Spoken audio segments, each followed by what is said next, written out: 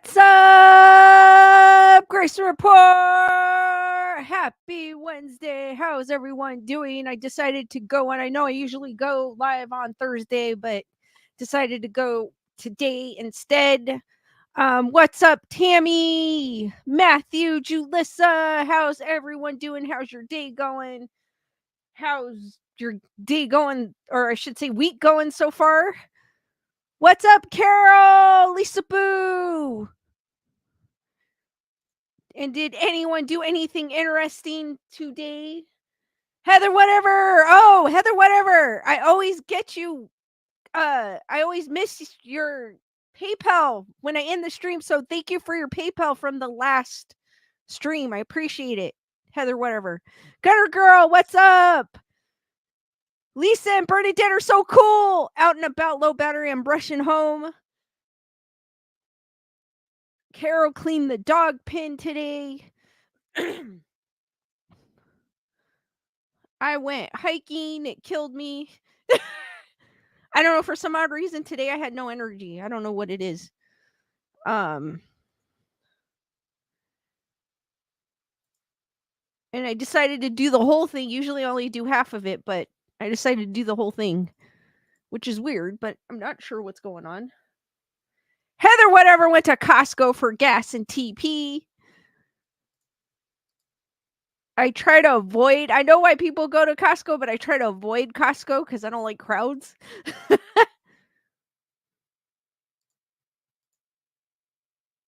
Anybody watch anything interesting on TV while I wait for people to trickle in?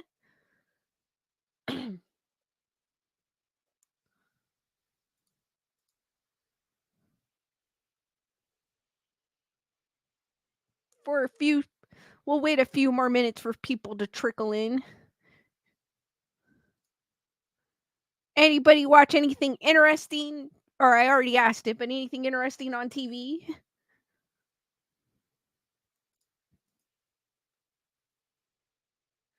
Heather, whatever goes, we have crowds up here all the time now. I know Costco, I think it's no matter where you're at, Costco's is always packed.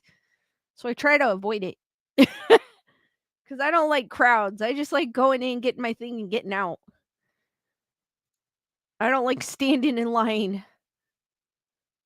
Heather, whatever, watched the Beverly Hillbillies. Oh my gosh, I haven't watched that in a long time. A super long time.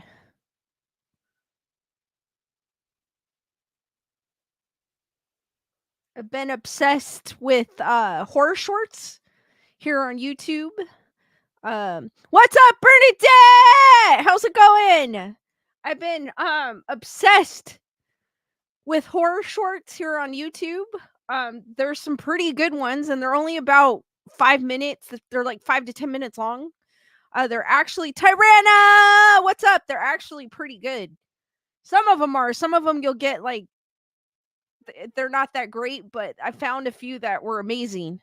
So if you guys are looking for something spooky, just search horror shorts on here on YouTube and you'll find a bunch. Joanne, what's up? Heather, whatever goes, I drive a long time to get to Costco, too expensive where I live. Oh, wow. So it's kind of like a day trip for you, Heather, whatever. Julissa, I just spent the day doing laundry, nothing exciting. Bernadette goes, I need to see those for sure. They're kind of cool. They are. There's some of them that are really creative. And these are like independent people just doing films. Some of them, I guess there's awards for horror shorts. So some of them stamp like award winning. And I'm like, okay.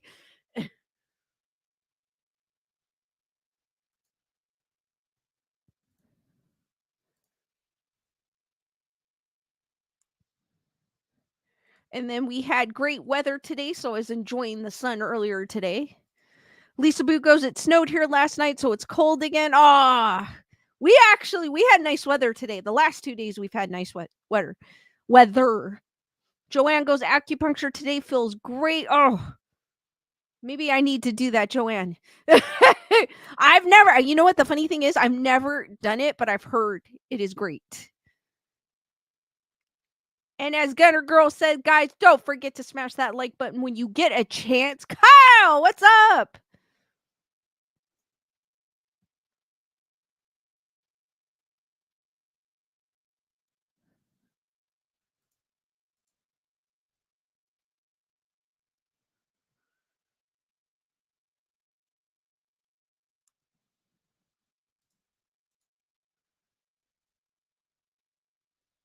Joanne goes, it works for me. I've never tried it. I should try it.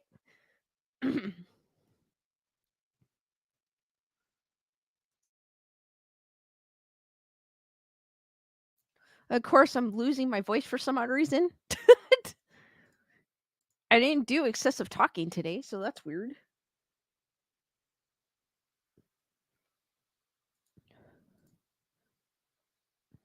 All right, guys, I'll wait for a few more minutes for people to trickle in before we get into the topics I have for y'all today. Lisa Boo is snuggled up under a comforter right now. Oh my gosh, that's like the best. Oh, as always, I know I probably always repeat myself even in my standalone videos because Skeleduck is very important to me. I know he's just a Skeleduck, but Skeleduck is somewhere in this background, guys. It just remind me, and I will reveal his location at the end of the stream. His picture is in the upper right hand corner if you guys aren't familiar with what he looks like, and he's somewhere behind me.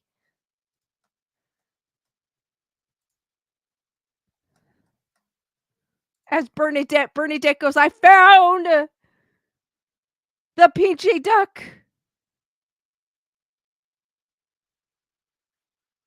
Yay, Heather, whatever. What's up, Dusty? I think I saw Dusty somewhere.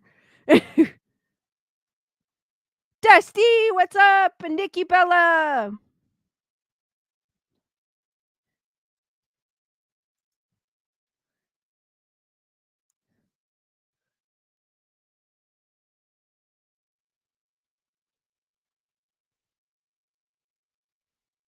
And if you're wondering, I'm probably going to go from, I guess, vertical to horizontal.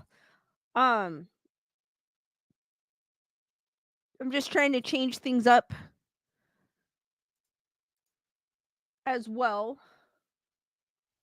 All right, guys. I know you guys aren't a fan of Ghost Adventures, but I'm going to start it off with that. I am. But it was in the news, so I thought I started off with that. They did announce that and this is from ET, Ghost Adventures returns with new season. See the spine-tingling first look exclusive. ET has an exclusive first look at the trailer for season 29 of the Discovery Channel series, premiering May 15th. Ghost Adventures is returning for a new season, and ET has the first official look at the trailer. The Discovery Channel series kicks off season 29 with a special 2-hour episode on May 15th, reuniting paranormal investigators Zach Bagans, Aaron Goodwin, Billy Tully, and Jay Wasley as they investigate more chilling cases of ghostly phenomenon. This season documents some of the team's most haunting encounters yet, including sinister skinwalkers and an unprecedented first ever investigation of the iconic Los Angeles hospital.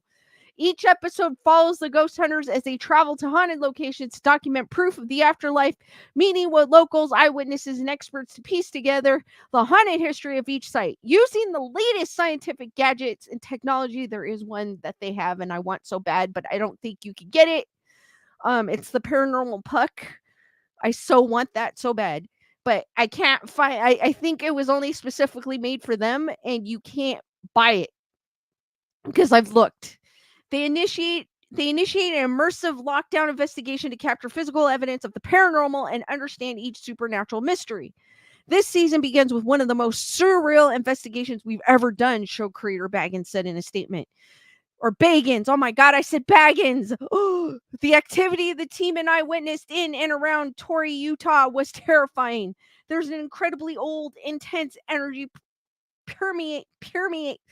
permeating the area that has created a vortex of paranormal activity of both the human and non-human kind. Season 29 includes the investigation of an Arizona hotel connected to one of America's most violent gangsters and plagued by poltergeist activity, an old West town haunted by a blood-soaked curse, and a former brothel overturned with dark spirit activity, and the iconic Los Angeles hospital where thousands of deaths have left a disturbing energy roaming its abandoned halls. Last year, ET sat down with Bagans to celebrate the show's 15th anniversary and looks back on a few of his spookiest scares and happiest haunts. Brandon, what's up?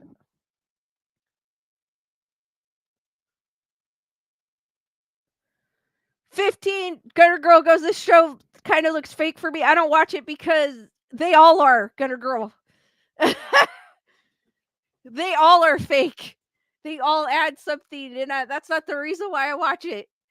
I like the locations, and then I look into the locations and see what happens at the locations. But they all to me are pretty much they add some sort of skeptic or spectacle into it to make it interesting. 15 years of Ghost Adventures, it's kind of like a celebration. Bagan said the franchise milestone. I love doing it. It's just a total break from the material world, which I've gotten very bored with. And I'm just very intrigued to know what happens. There's so much mystery out there. There's so much more than our eyes and our ears, and that our bodies can't detect. There's so much more to this life. People see this as a TV show, but this is my life. 15 years. I'm having a moment right now of, wow, that's a long time. That's a long time. Among the highlights, Bagans reacts to our episodes such as The Islands of the Dolls from season 10, My Forever Nightmare. He passionately recalls Clown Motel in Goldfield High School from season 11, Gettysburg from season 4, You Have Such a Big Place in My Heart, he reacted, The Viper Room from season 14, the Trans-Allegheny Lunatic Asylum from season 3, which was also broadcast live, the Cecil Hotel from season 21, Devil's Den from a 2022 2-hour special, A Place That Scared Me Forever, Bagans admitted, and the Winchester Mystery House from season 5, among others. While Bagan shows no signs of slowing down, he addresses the future of Ghost Adventures, which first debuted on Travel Channel before moving to its current home on Discovery Channel and Discovery Plus, and was opened about whether he thought about ending the show. When the time comes, and to be doing a show for we're going on 16 years now, it's just unheard of. So if the time comes, he said, and I'm going to be so thankful for the opportunity that I've had to investigate with these 3 guys that I love and for all the experiences that we've shared and the locations back then. We're done, but we're not. I appreciate all of that so much. It's not easy to be on the schedule and to be doing this as much as we do, and the toll that it takes on our spirituality and mentality, Bagans noted. Sometimes we get a lot of crap for going crazy and acting dramatic or whatever, but these are very real reactions that we have from doing this for so long. And I know it's weird because that statement right there shows me that he reads people's comments. But these are very real reactions that we have from doing this for so long, and there's no other bigger adrenaline rush. There are no other great moments than helping people, seeing tears from people, and just sitting down and talking to people and learning their stories and telling them that they're not alone. That's what they're experiencing. I've experienced it too. Bagans also credited the Ghost Adventures fan for engaging with their ghost hunts and continuing to tune in to new episodes. Rooster, what's up? How's it going? And welcome. I love our fans, he says, and yeah, we'll see how long we keep doing this before we turn into what we're hunting. When I turn into that, there's some people I'm gonna hunt the hell out of, and I ain't even laughing because I got a list and I'm checking it twice, and I'm finding out who's naughty or nice. I'm not Santa Claus, but I'm gonna have some fun. Guys, since he said that, if you were a ghost, who would you haunt and how would you haunt them? He promised that. I don't know if I were a ghost and who I would haunt. I would probably haunt the people that um I'd I'd probably haunt the people that made fun of me in junior high school. I'd be like, this is what you get. No, I'm just kidding. Um and I'd probably come back and say goodbye to my loved ones for sure. That's what I would definitely do. I don't know what else I would do beyond that, I'd probably haunt my house because I don't know where else I would haunt. He promised that there's still a long way to go for Ghost Adventures before he and the crew hang their flashlights for good. Continue watching us. We're not that old yet. We still got a lot of energy. Bagans quipped, joking that ghost hunting has kept him young. We're gonna stay looking young, but I think investigating ghosts, it does help us a little bit. Would that be weird if that's the fountain of youth?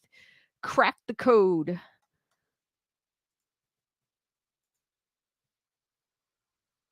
Heather, whatever goes, junior high school girls were mean. It was actually the guys that teased me, and it was 8th grade. I will never forget. They teased me because I looked different. I was the girl. I was the girl, the tomboy girl with the glasses, and they wanted to make fun of me. I'm still the tomboy girl with the glasses, but Bernadette goes, if he reads his comments, I'm going to ask what color thong do you like to wear on ghost hunting? Go for it, Bernadette. I dare you.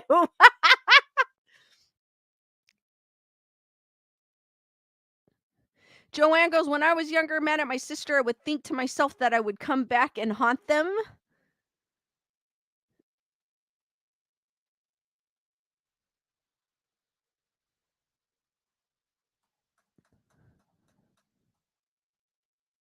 Julissa goes, I can't stand bullies. I know, me neither.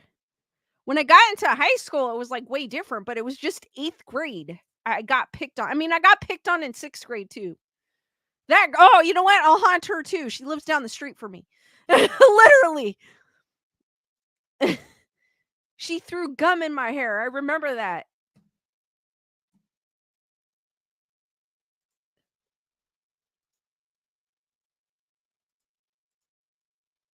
Tyrana goes, I can't stand bullies either. Joanne goes, but I think I will outlive my sisters. Heather whatever got called flat in junior highs by boys. 8th grade. I had a crush too. I remember his name. I had a crush in 8th grade and he treated me like crap.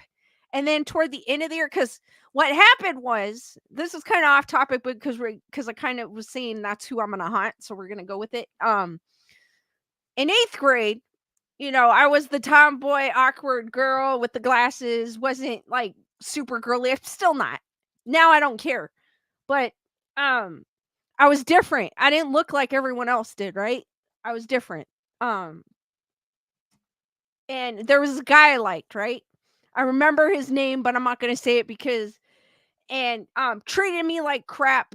All the boys, it'd be I don't even remember when it was. I think it was during PE or something. They make fun of me.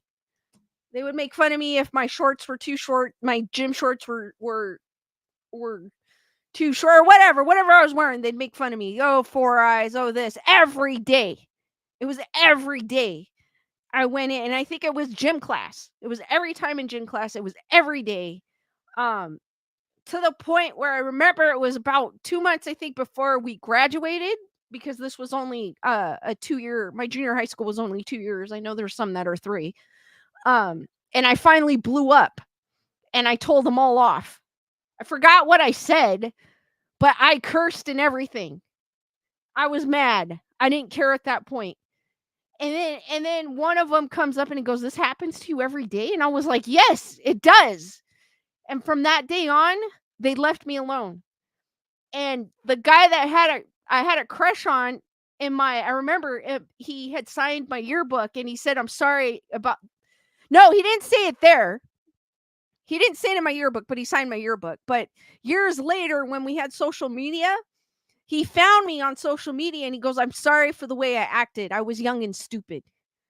So it was like, but I'll never forget that. I couldn't take it anymore and I blew up at him. I didn't care if I got in trouble at school or not. I didn't care at that point because I was just tired of it.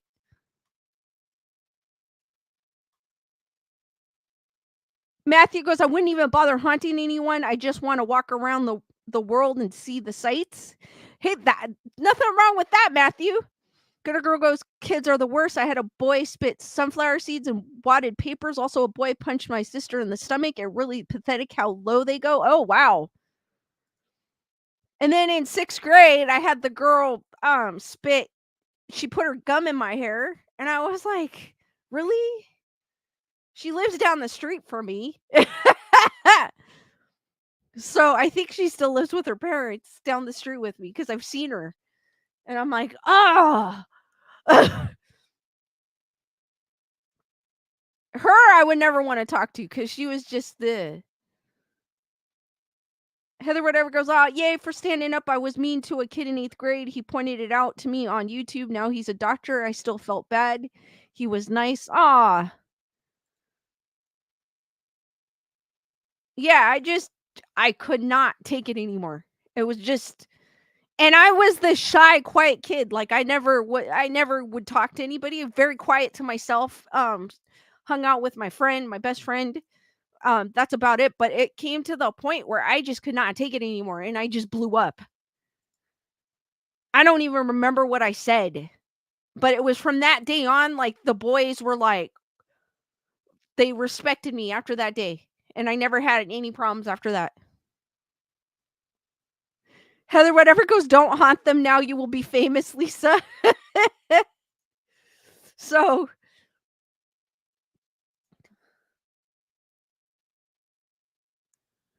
Heather, whatever also adds, "That was wise, bullies only push when they can." True. But I remember after that, it was peaceful, and,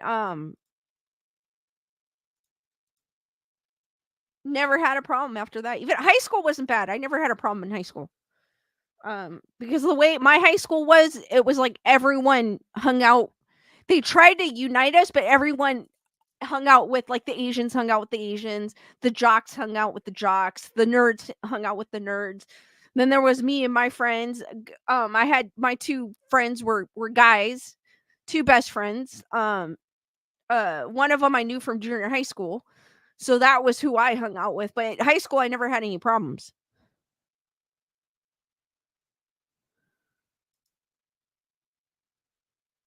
Heather, whatever goes, my brother was always bullied. My boys were two smart kids. I feel like the bullying nowadays though is worse than when I had it.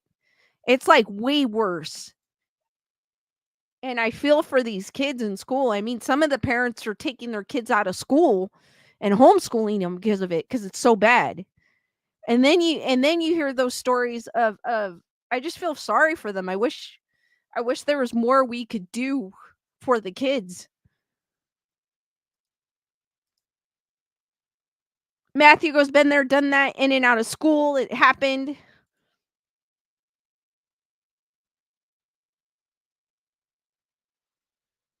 But it's sad. It is sad. I mean, I was able to come out of it stronger than ever, but I know there's some kids that don't. And it's sad. It's very sad. Gunner Girl goes, "Sometimes people change over the years. Nowadays, you get in trouble for defending yourself." I know, Gunner Girl. That's why it's like some I know exactly what you mean, Gunner Girl. It's like you're the one someone's breaking into your house and you end up hurting that person, they can sue you for breaking into their house, for you trying to stop them. So it's like it's sad, especially in California.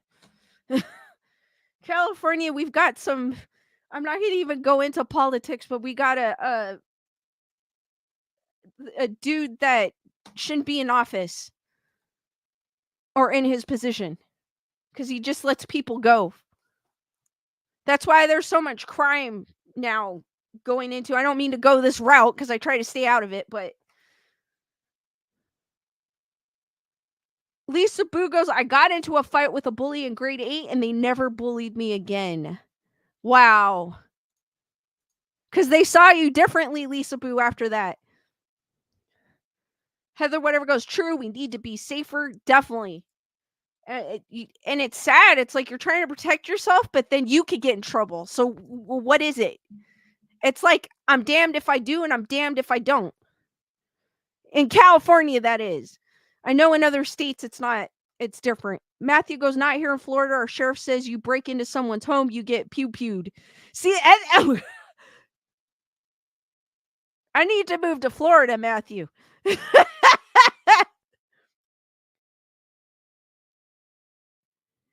And then Lisa Booth said, totally, they never bullied anyone again. Wow.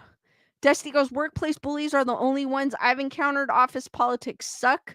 I had my, from my previous job that I just left, I made my amends with them, so it's whatever. I found peace, but I don't, it's not really a bullying thing, but he would tell my associates that they weren't going to get in trouble, but I was going to get in trouble. To my associates, like, oh, don't worry, you're not going to get in trouble. She's going to get in trouble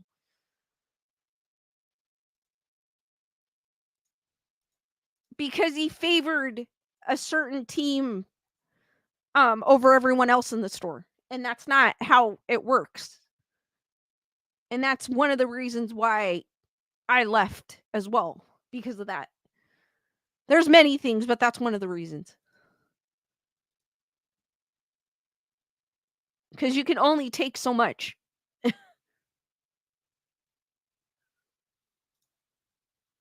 I knew if I stayed that there would be something out because I had just gotten to a tiff with him again, and this was the second time. Like, I just never could get along with him, period, or respect him. So I knew if I stayed any longer as the time goes on, it would have been something worse, and it would have been something that I would regret saying and maybe even losing my job over because of that. And I don't want to lose my job over something like that. So it was best that I left.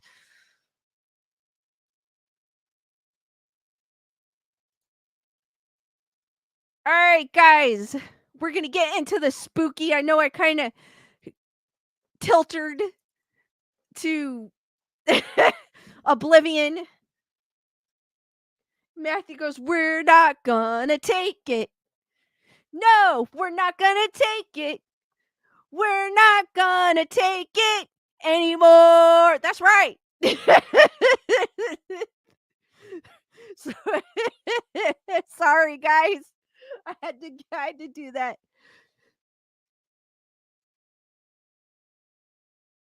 All right, guys, getting into the spooky. Have any of you guys heard of the Bell Witch?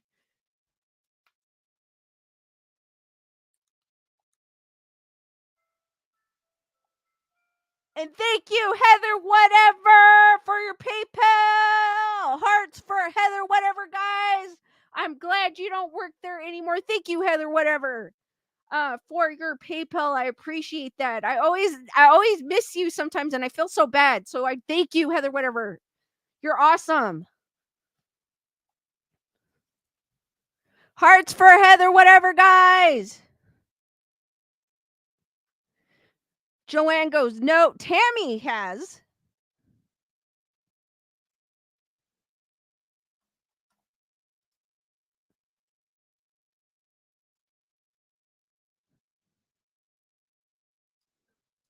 All right, so this is from All That's Interesting. I have never heard of the Bell Witch.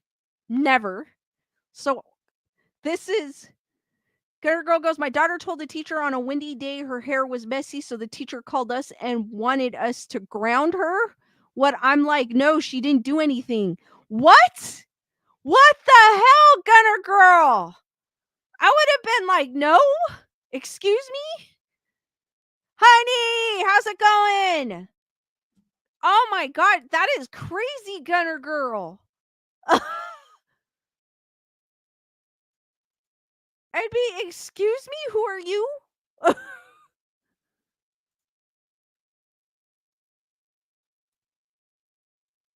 Yes, Joanne, some teachers, that is crazy. Oh my gosh. I would be like, I don't know how I would have responded to her.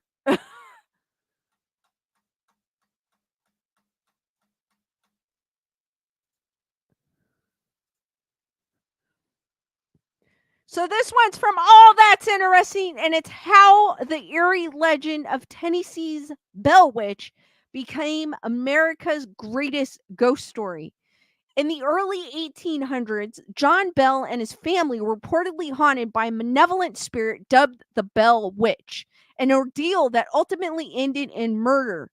For centuries, the legend of an evil entity called the Bell Witch has made waves in rural Robertson County, Tennessee.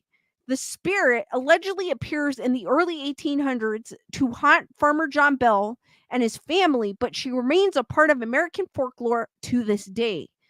Though the Bell Witch started as a relatively harmless entity, knocking on walls and pulling blankets from beds, she quickly turned violent. Soon, John's daughter Betsy had scratches and welts all over her body, and after 3 years of escalating hauntings, the ghost supposedly murdered John himself. Whoa. And by the way, have you guys tried intermediate fasting since it wants to show the ad to y'all?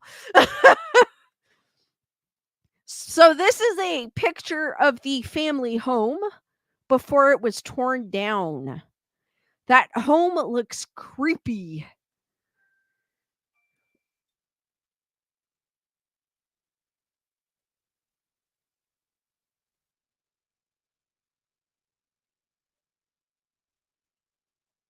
Gunner Girl goes to add to her previous comment. It was totally insane. She acted like she brought a pew pew. What? Oh yeah, true. Yes. Daniel! How's it going, Daniel?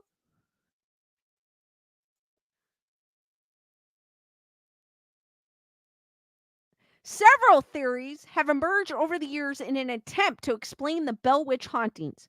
Some people, some believe a local school teacher who was in love with Betsy Bell somehow fabricated the eerie phenomenon so the girl would leave her betrothed and marry him instead. And modern day scientists think John Bell was slowly poisoned with arsenic, perhaps by one of his enslaved workers.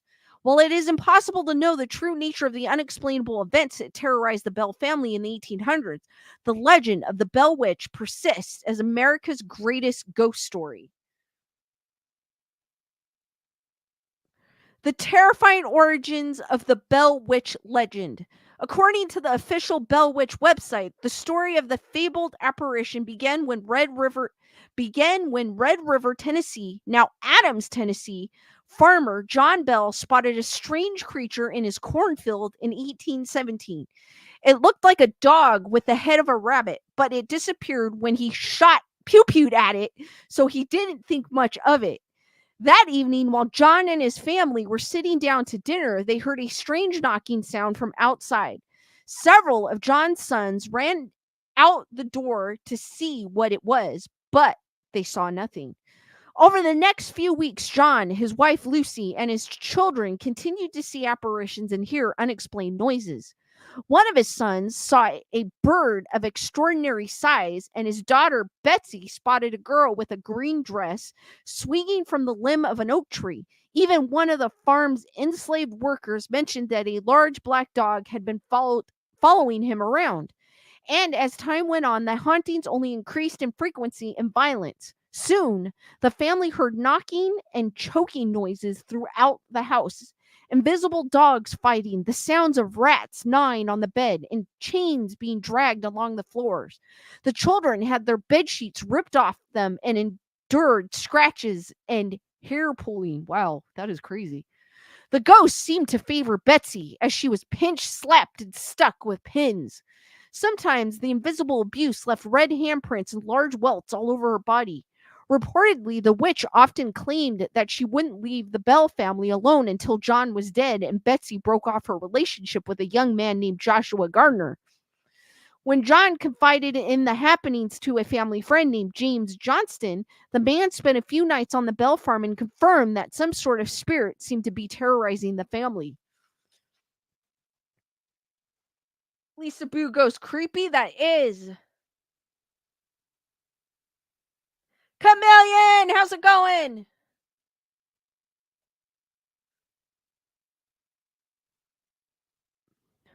One version of the legend states that the Bell Witch was a spirit that had been disturbed when the family built their farm on Native American burial grounds.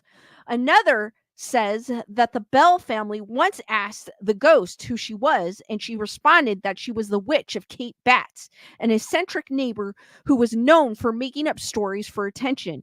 Regardless of its identity, news began to spread about the evil spirits, and the home soon became a tourist attraction of sorts. People traveled from out of town to witness the witch's tricks for themselves. Even future United States President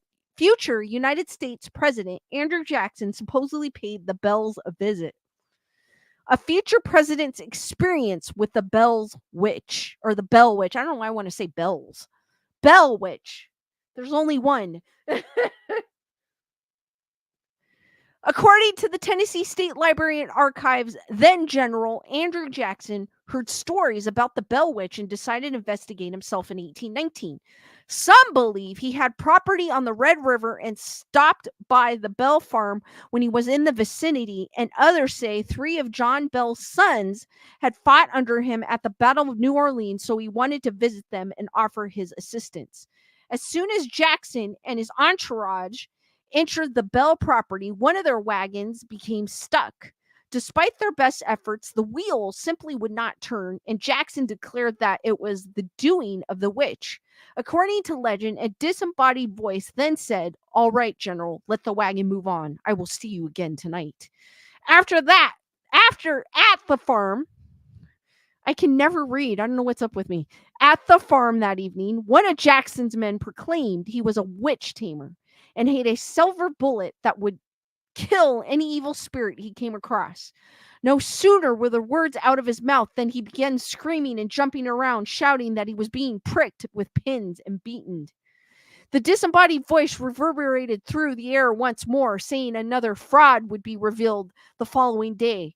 Jackson's men begged to leave, but the general convinced them to stay put for at least one night.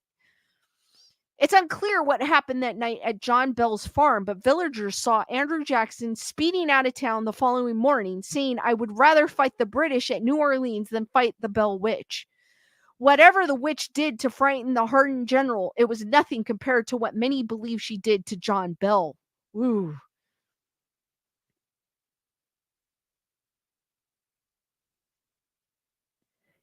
Way to go, Daniel! Working more now that it stays light longer and playing DJ and recording music. Awesome, Daniel. That's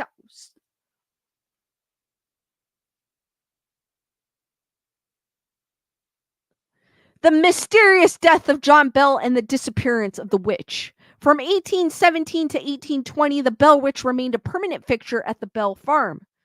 According to Brandon, thank you for being a member of the Wolf Pack for 11 months, almost a year in the pack. Hearts for Brandon. Thank you, Brandon.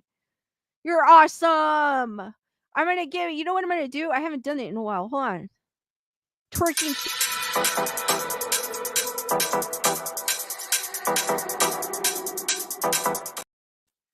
Thank you, Brandon. According to the historic Bell Witch Cave, the spirit would supposedly speak with the Bell family and visitors from around the country about the past and future, and she was especially well versed in the Bible. She once even quoted word for word 2 different sermons that had been given at the same time 13 miles apart. The entity, who began answering to the name Kate after she claimed to be the witch of Kate Batts, was violent toward John and Betsy Bell, but she seemed to like John's wife, Lucy. She reportedly bought her fresh fruit once when she was ill and often complimented her. As the years passed and the hauntings, now it's showing me a Temu ad. As the year, I just like looking at the ads because I think it's funny what pops up on these articles. Heather, whatever goes, demons know the Bible too. Matthew goes, so she's the female Mr. Boogedy. As the years passed and the hauntings continued, John Bell began experiencing strange muscle twitches in his face. These soon progressed to migraines, tingling sensations, fatigue, and seizures. Then, in December of 1820, John suddenly slipped into coma. The following day, December 20th, he died quietly at home. Oddly, his family found a mysterious vial full of dark liquid in the kitchen cupboard that had been there previously. John Bell Jr. allegedly put a drop on the cat's tongue and it immediately fell over dead.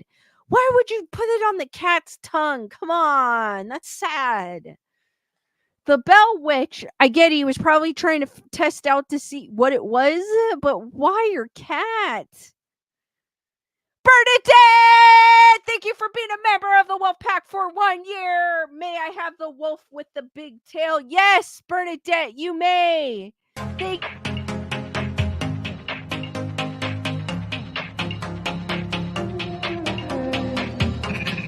guys. It's already been a year? That's crazy. Woo! The Bell Witch's voice then echoed through the house. I gave old Jack a big dose of that last night, which fixed him. John Jr. threw the vial into the fire, where it exploded into a blue flame and shot up the chimney. With John dead, the spirit could focus on Betsy. She began to follow her whenever she was with Joshua, her fiancé, pulling her hair, beating her, and shouting threats and curses at the young couple. By March of 1821, Betsy couldn't take it anymore. She broke off her engagement with Joshua, and the Bell Witch suddenly disappeared. The entity allegedly visited Lucy and told her she was leaving, but she'd return in 7 years. Well, this instead of 7 days, it's 7 years. And sure enough, in 1828, the Bell Witch reappeared to John Bell Jr. and stayed for 3 days, speaking with him about the past, present, and future. She even reportedly made predictions about the Civil War, which was still over 30 years away. When she vanished for a second time, she supposedly said she'd return in 107 years, but there are no records of a reappearance in 1935. However, some of John Bell's descendants claim they've seen signs of the enduring entity. According to the Associated Press, Lucy Bell Butler claims she and her daughter have seen the black dog from the original tale and a giggling girl like that one Betsy saw swinging from a tree limb 200 years ago sometimes runs through the house. Of course, Butler's claims, along with every aspect of the Bell Witch legend, are doubted by many. After all, the story is essentially a folk tale passed down through the generations, though there are newspaper articles from the 1850s that mention the witch. I think it's weird how like she did not like the husband apparently. So once he died, he went on, I want to say Betsy is the daughter, and was tormenting her until she broke off with her fiance because she didn't like her with him for some odd reason. So that maybe she was doing her a favor. Chris Barber, what? Pesky YouTube didn't notify you. Naughty YouTube. What's up with that? But she liked Lucy, so she said goodbye to Lucy. Then she came back and kind of was cool with him, like she was talking to him, like having a conversation. So that is weird. That I find that strange.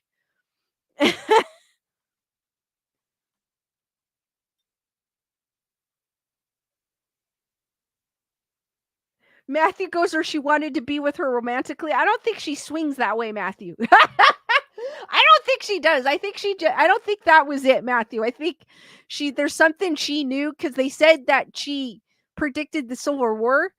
So maybe that's something she knew something was going to happen with that fiance and didn't want her to be with him. But then she, for some odd reason, she didn't like the husband, but I don't feel like he did anything bad. But Bernadette goes, so she didn't like men. She didn't like Betsy either because she had that oh yeah, maybe because she had the fiance, but she was tormenting Betsy. Matthew goes, just messing around. Joanne goes, so the fiance was dating a ghost.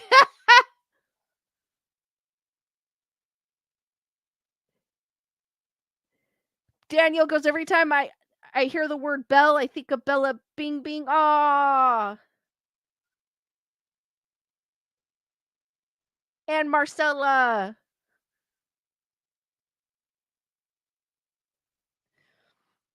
So I find that kind of weird, but I guess she said she was going to come back in 107 years, but no one, there's no claims, but there's people that are saying that they've seen things that might clue that she had returned.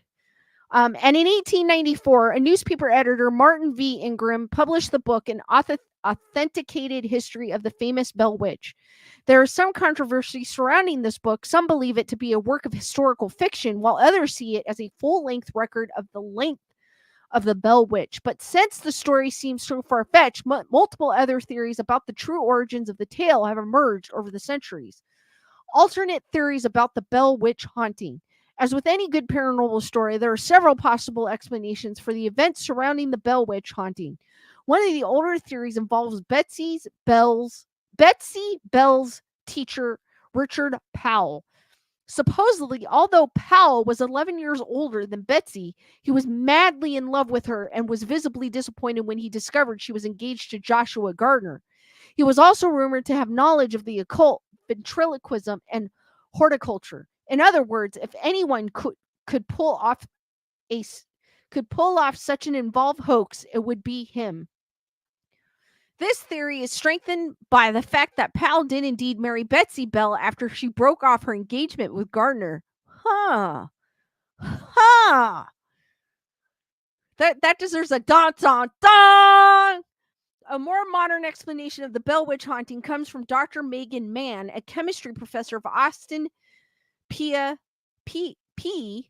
State University in Clarksville, Tennessee, just 20 miles from the original site of the Bell Farm.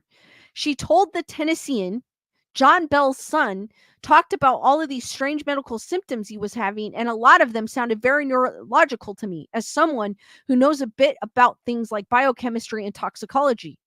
She continued, if you look at the neurological symptoms, those are oftentimes caused by heavy metal poisoning. Mann noted that arsenic was a commonly used poison in the early 19th century, and long-term exposure to the element would have caused the symptoms such as muscle twitches and trouble swallowing that John experienced. Additionally, arsenic burns blue, which would explain the colorful explosion when John Jr. threw the mysterious vial in the fireplace. Heather Whatever says I would say move. Mann believes that someone, perhaps someone from church who didn't like the Bell family or one of the wealthy farmers' enslaved workers, slowly poisoned John Bell over the course of 3 years, finally finishing off the job in December of 1820.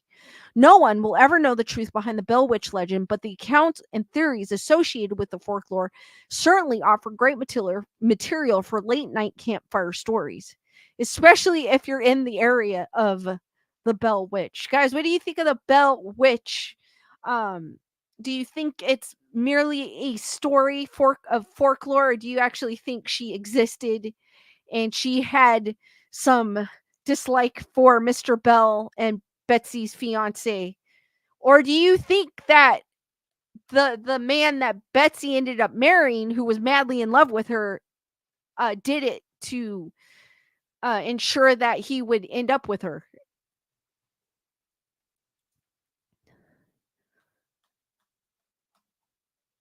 I mean, it sounds plausible that the guy that was madly in love with her would, and he had the gift of ventriloquism, so he could do creepy things. Heather, whatever goes creepy either way. He could do creepy things, so I find that plausible. But then also, I find the story of Bell Witch plausible. So, unfortunately, the house has been torn down, so you can't really um go investigate it. And I'm not sure if it's on land that somebody owns too now, even though it's not there because it could be still on the land. Daniel goes both. Heather, whatever. So she married the real jerk. True. If that's the case, only he knows. Really, only he knows. He went with it. He went to the grave with it. Bernadette goes, yeah, but he click his ankles? You never know, Bernadette. We weren't there. We weren't there. We didn't see video. If you know, you know, guys, with what Bernadette said.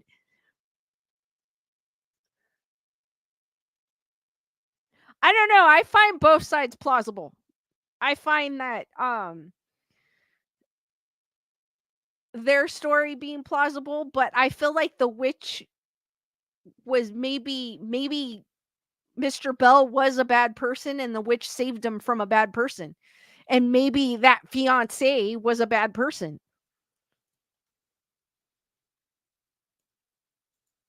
So we will never know. That is what makes folklore so fascinating.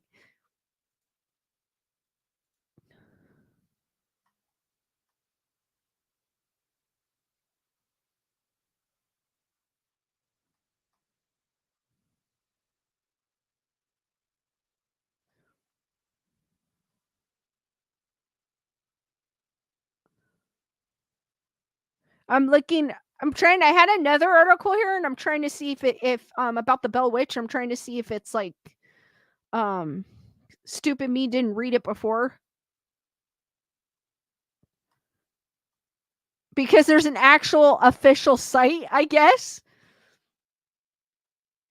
about the Bell Witch. But it kind of says exactly what I said. It kind of gives more of the story of what I just read in the previous article. Because I believe they probably used this as reference.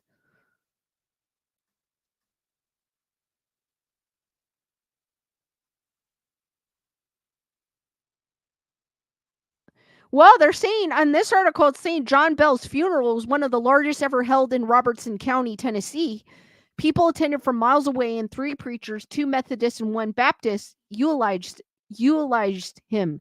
As the crowd of mourners began leaving the graveyard, the Bell Witch entity laughed and sang a song about a bottle of brandy. Her fervent singing didn't stop until the last mourner had left the graveyard. The entity's presence was almost non-existent after John Bell's demise, as though it had fulfilled its purpose. So if he was if this to me, like if everyone was coming to see his funeral, he was well liked.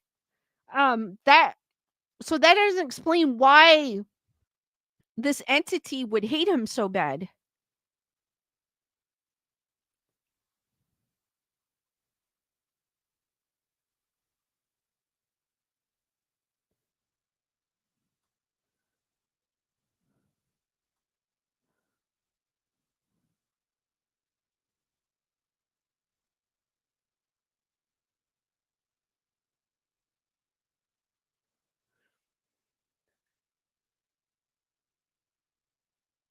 Bernadette goes, when you say that, I keep thinking of Lord for I don't watch Shrek, so I'm gonna probably pronounce it wrong. For Quaid from Shrek. Daniel goes, Bell, if I know.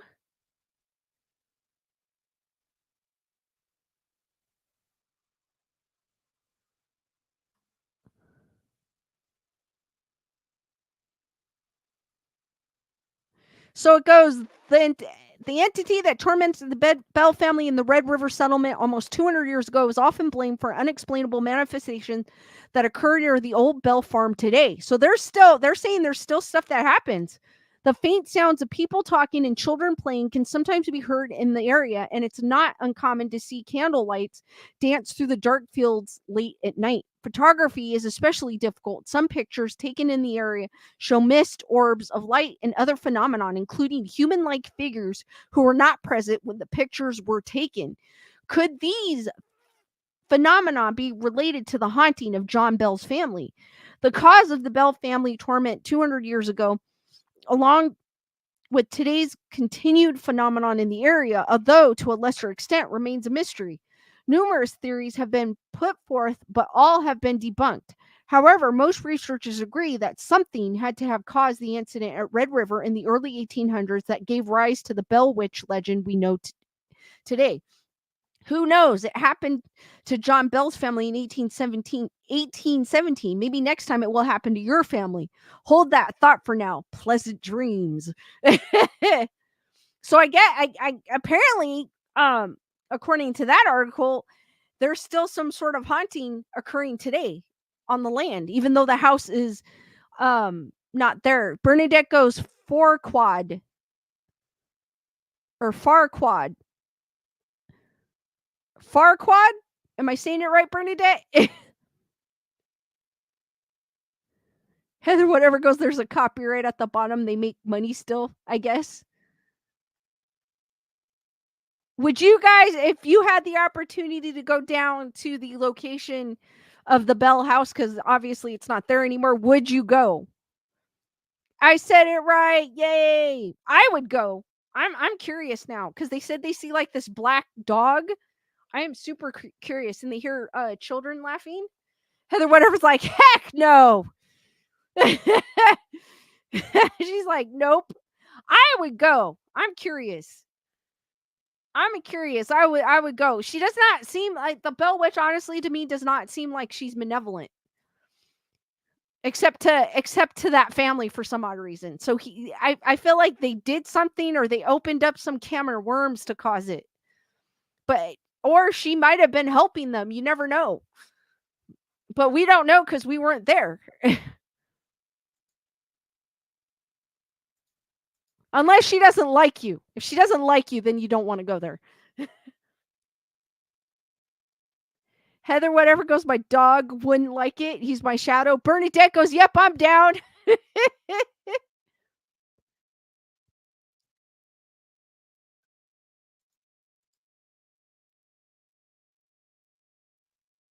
Chris Barber goes, I remember Zach and Ghost Adventures investigating the story. It was funny. I did not see that one. I haven't seen any of the earlier ones because I started watching it. I started watching them with the Cecil Hotel. Like literally when the pandemic started is when I started watching them.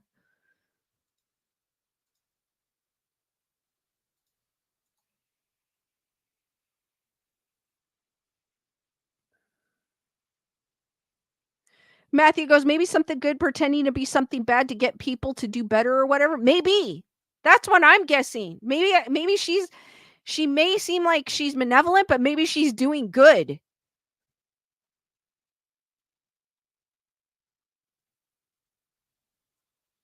Instead of bad.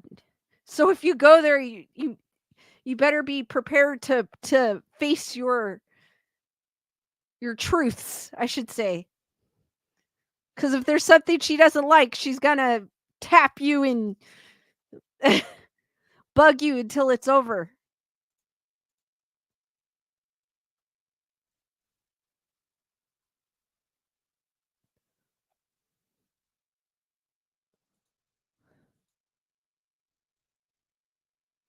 Heather whatever still saying nope.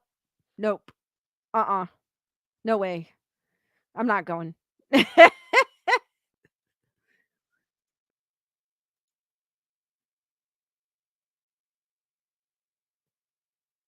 I'll just go and I'll be like, I'll be like, we came here to visit to see your story, but please do not follow me home.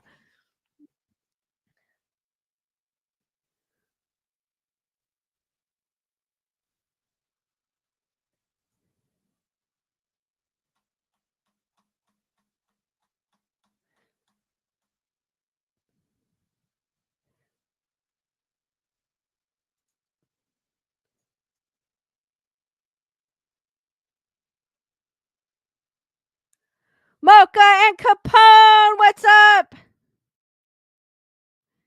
Hey y'all, I had a neighbor over. He left. Love my grand dog neighbor. Aw. Heather, whatever goes, bring duck for protection. I will keep that in mind. I will. You know what? I like that, Heather, whatever. I will. I will bring him if I remember.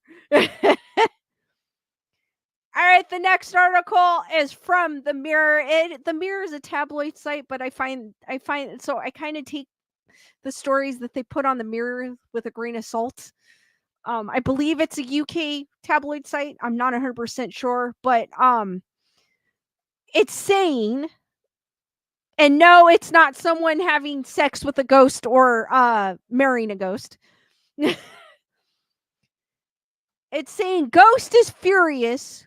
We flipped her house for profit. The photos don't lie.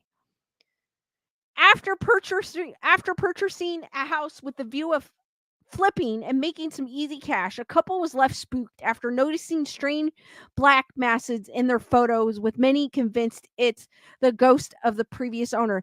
And mind you, I've seen these photos already, so mind you, take it with a grain of salt. Because when you see these photos, I already know what you're going to think about it. Daniel goes ghost in the nude.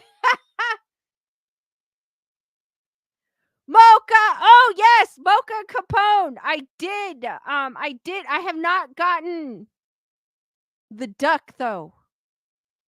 I don't think I gotten the duck. Maybe it I have not gotten the duck, but I did get the ears.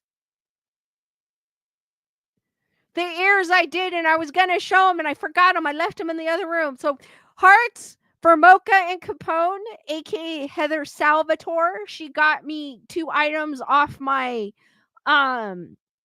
it might be outside. That's probably, and I haven't checked yet. She got me 2 items off my Amazon wish list and she made my day.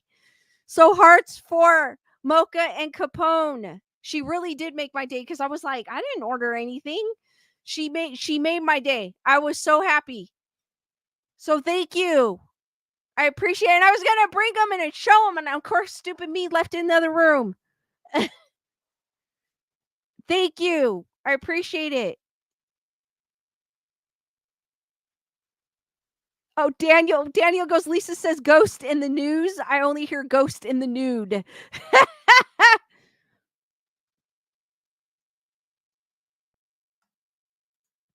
I really appreciate Heather Salvatore. You're awesome. You made my day, seriously. Yesterday, you made my day because I got the head and I was gonna show them and I left them in the other room. Now I feel bad. I got the headphones yesterday. I have not got the duck. Maybe it is maybe I got it and I haven't looked yet.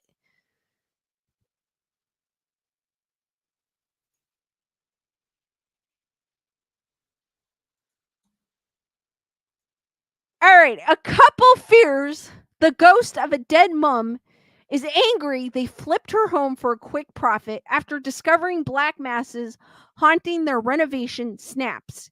Mandy Corns was left feeling panicked and sick when she scrolled through images taken of her and her husband Donald Corn's investment purchase. I would not want that last name. The spooky snaps appeared to show a large black mass emerging from the floor in the undecorated home's master bedroom and others on the living room's roof and another bedroom wall. The 52-year-old says she felt a bad energy in the 3-bed home before she took the snaps and is convinced she captured something paranormal. The scared customer service worker, who usually helps Donald with the renovation projects, admits she only visited the property 3 times in the 6 months they worked on it. Mandy has wondered if a ghost was annoyed they bought that home for 24,000 pounds or $30,000 with a vision of spending around 30,000 to renovate it and sell it for a quick profit. She posted the snap to Facebook in February as they bothered her ever since they were taken in 2017 and admits she regrets ever seeing them. Heather, whatever, I think they're saying that when they were renovating it. Many social media users were quick to agree they too get a panic feeling when looking at the spooky snaps. Mandy, who claims a mum died in the home, has brushed off claims the dark masses are a mobile phone fault as images from elsewhere in the house don't contain them. Mandy from Madison, North Carolina says, I was snapping photos of every room, so when I got home and looked at them, I thought, oh my God. I had chills from head to toe and got a panic and sick feeling. The one coming out of the floor was so intensely dark that I knew it was paranormal. As soon as I stepped foot in that house, I didn't have a good feeling. I felt it and had a bad energy in there. I've wondered if the ghost was angry at us for flipping the house and making a quick profit on it, but I'm not sure I'd rarely go in there and help Donald work because I could just feel it. I'd avoid going to help. He laughed it up and thought it was something wrong with the cell phone, but the pictures were fine in other places like the hallway. I've held on to these pictures and they've always bothered me, so I posted it because I wanted to get some validation.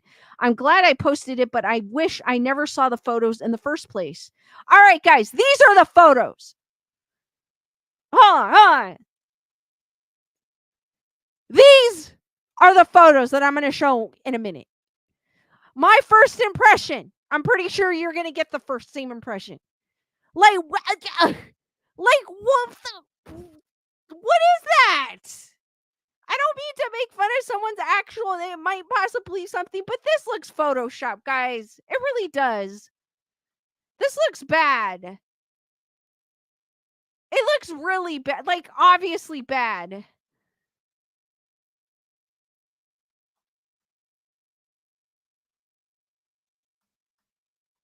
D-Nice!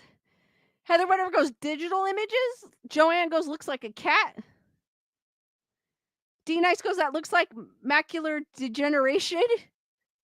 Molecular degeneration. That looks. Matthew says it looks like MS Paint. This looks bad. Like if you're gonna Photoshop something, at least freaking try to blend it in or make it look like it's something paranormal. Like this looks like you literally put a blotch on the picture. I'm sorry. That might be why it's on the mirror. Bernadette goes looks like black spray paint. It does. Like they actually spray painted the photo and then took a picture of the photo. Tyrana goes, it looks awful. Chris Barger goes, looks like someone shit on the floor. Julissa goes, it's a fluffy rat. Daniel was also going to say spray paint. Lisa and Bernadette are so cool are saying, is that a Pokemon? You know what? It kind of does look like one.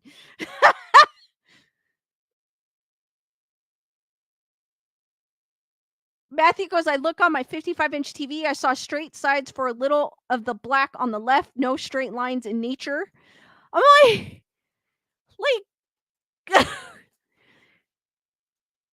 I was like, when I saw these, I was just like, are you kidding me? Are they being serious?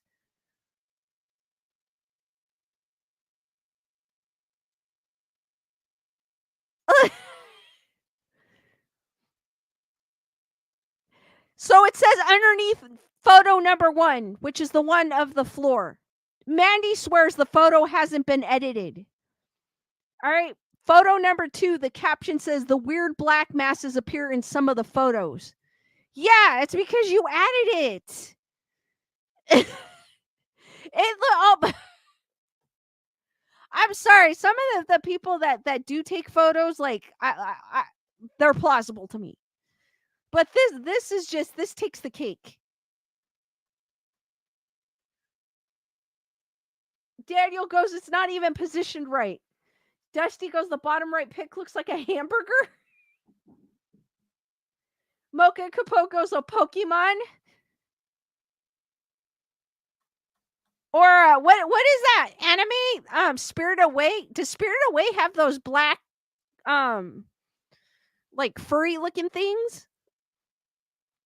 That's kind of what it looks like without the eyes. It's Spirit Away, right? I'm not familiar with my anime.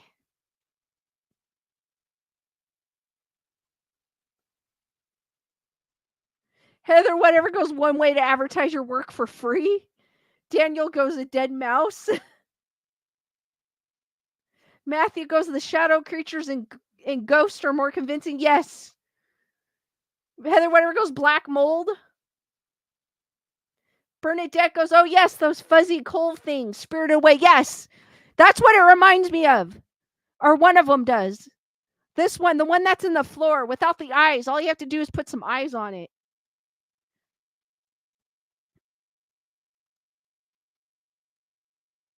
Daniel goes to the DJ Dead Mouse. There isn't it. He spells it dead Mouse. There is a dead mouse. DJ, an actual one. I have his Funko Pop behind me on the speaker. Mandy, who insists the images haven't been edited, says she's even shown them to tenants who rented the home following the renovation.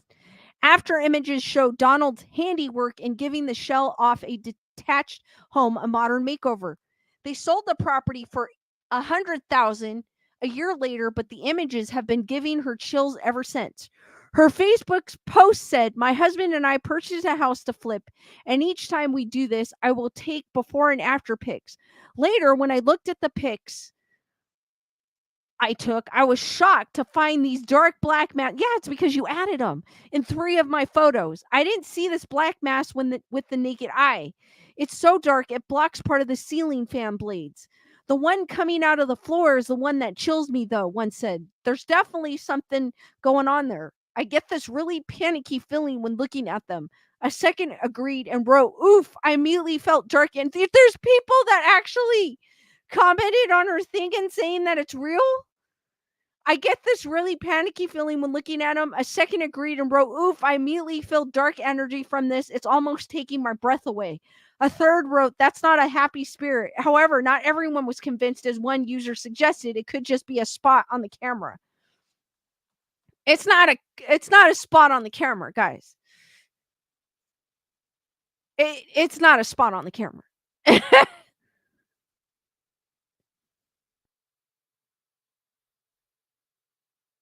Matthew goes, "Looks like they changed hue to make the red area on the right image." I mean, even if you're not that great at Photoshop, there are apps on your phone that you can add stuff to, and it makes it look pretty damn good. So, and editing apps on your phone, and you can but that that does not look damn good. That looks obvious, and the fact that people were commenting on it saying, "Oh my god, it's not an evil." I was like, "You believed it?" And as a quick thing, Lisa and Bernadette are so cool has dropped my email. If you guys have a spooky, unexplained, um, unusual story, video, picture you like to send, please go ahead and email graysonreport13@gmail.com, and I may share it on my next live stream. Unless you say you don't want me to share it, then I won't share it. Matthew goes, "I'm not that great and made some wallpapers, might share on Discord sometimes." Oh, cool, Matthew. Matthew goes, "I felt silly when I saw these pictures." So did I. I didn't feel no menacing presence in those pictures. Wendy! Late nursing my rescue beagle from being spayed. Aw. What's up, Wendy?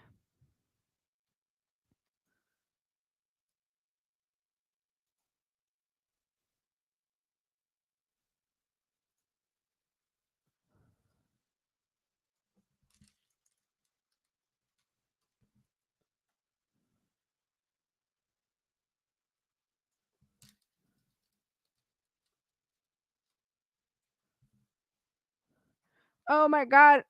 I think this is the article. Was it? Yeah. I accidentally clicked off my next article. It happens. Lisa and Bernadette are so cool are saying that was America's funniest home photo stuff. Yes, it was. It was.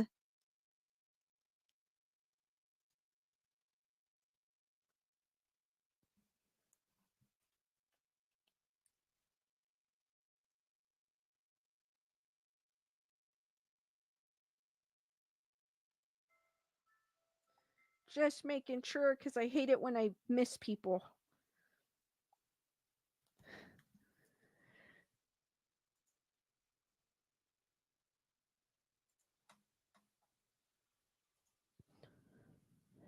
All right, guys, my next article is from The Guardian.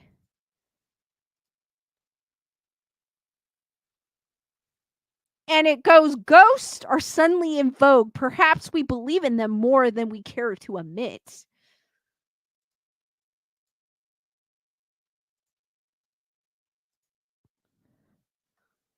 So this is a it was written this year, so it's not too old.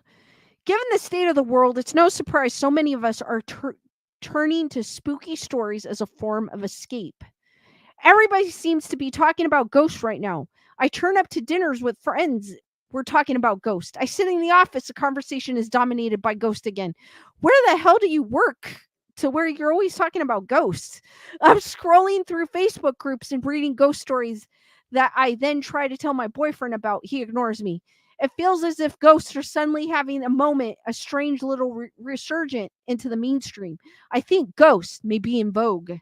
As for how and why ghosts have started to creep into polite conversations, there is a clear culprit. A few months ago, the Amazon owned podcast network Wondery published Ghost Story, a 7-part series hosted by the journalist Tristan Redmond.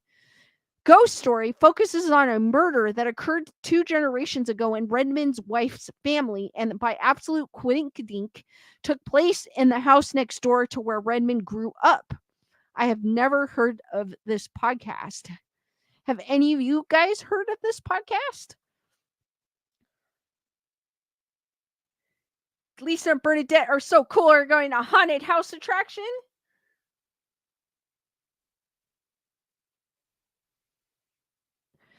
Redmond details unnerving and inexplicable experiences that he had in his childhood bedroom and explains that his investigations into his wife's family story was launched by news that 2 families who had lived successfully in the house after his own family moved out had also experienced similar seemingly paranormal activity.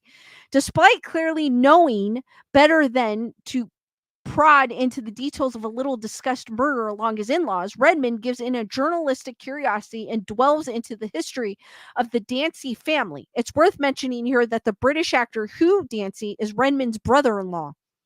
Ghost Story, I think I heard something about Ghost Story. I did, but is a widely compelling podcast that has received glowing reviews, and in the weeks after its release, it spread like the pox through my friend's Instagram story. It's not just that the podcast centers on a ghost story, it's that it is a ghost story told by somebody who keeps rushing to reassure us that, as a journalist, as a rational, clear thinking person, he really does not believe in ghosts. But in this case, the evidence is too fascinating to ignore. Look, I know how this sounds, but I think this all might be more than just a bizarre quinky dink, Redmond said in the trailer. It's in the delicate negotiation between the sensible scientific world and the unfounded supernatural world that I believe Ghost Story found its success. While a surprisingly high number of Australians believe or are open to the possibility that ghosts truly do exist, 48% according to the one 2021 survey, lots of us still seem to rely quite heavily on the beginning of somebody's story for permission to indulge those outlandish accounts. The part where a person says, I don't believe in ghosts, but what Ghost Story has uncovered is that for so many of us, stories of the paranormal can be strange, exciting, and and decadent activity like buying oysters to eat in your own house. I would never buy oysters to eat. Um, Partly because I'm a vegetarian, but before I was vegetarian, I still wouldn't eat oysters. Even if the higher order thinking parts of our brains quickly remind us that it's all basically nonsense, ghost stories seem to set the childish reptilian parts of our brains alit. When one of my best friends agrees to tell the story in full of the time that a set of ghostly legs appeared to walk her family dog past her bedroom door, everybody at the table, no matter how cynical, visibly squirms. After I reconnect, hold on, guys. Like my phone is beeping at me. Thank you, Heather Salvatore, for your PayPal smiles. Hearts for Heather Salvatore.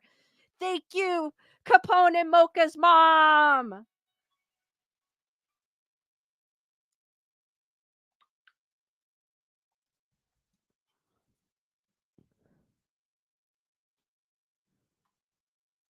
Nyla.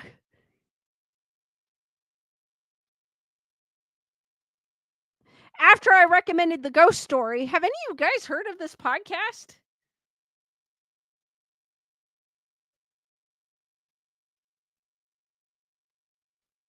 Heather, whatever, likes oysters.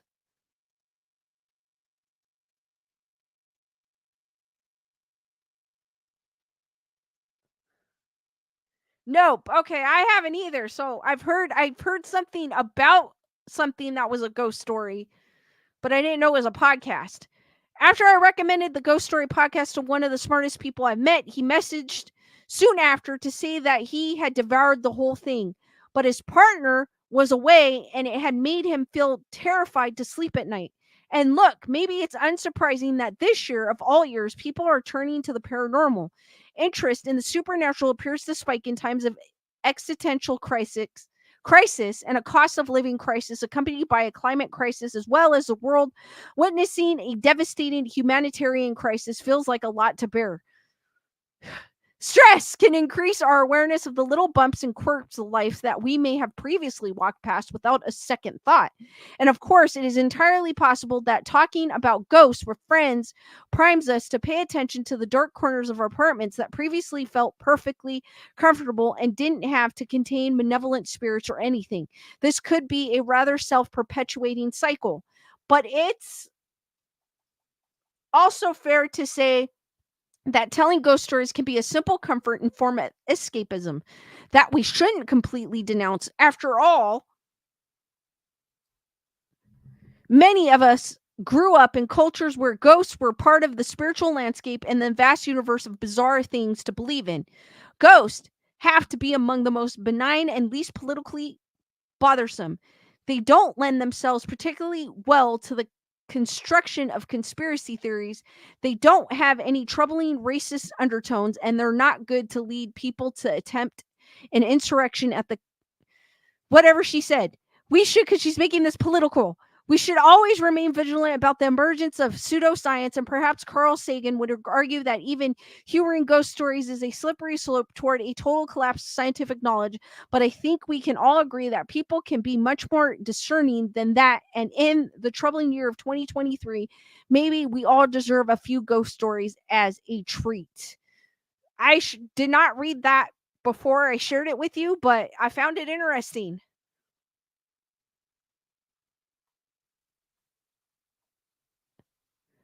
Wendy goes, an aphrodisiac. Ah, Lisa and Bernadette are so cool. Likes oysters as well.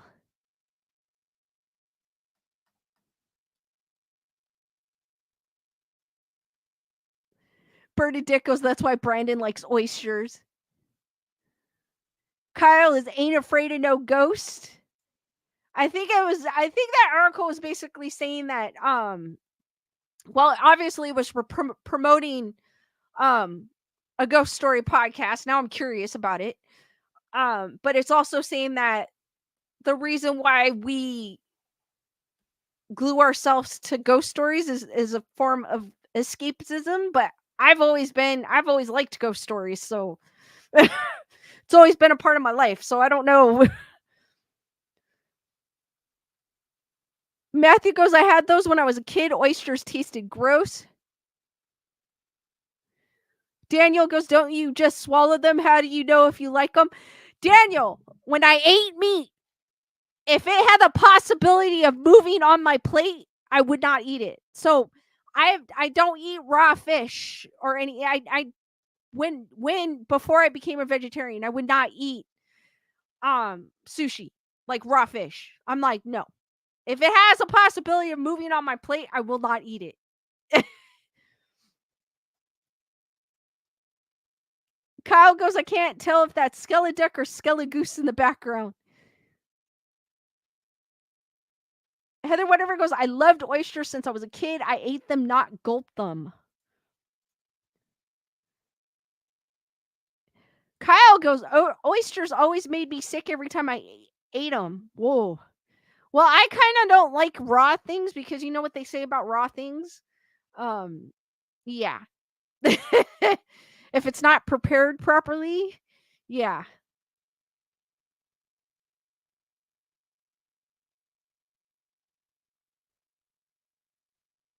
Julissa had sushi for. I mean, I will eat sushi, just not the kind with raw fish in it. Lisa and Bernadette are so cool. Oh shoot, thanks for reminding me. Where's the clucking duck? Gunner Girl goes slithery and slime, ever tried and never will. Mocha Capone goes, what? Moving on your plate?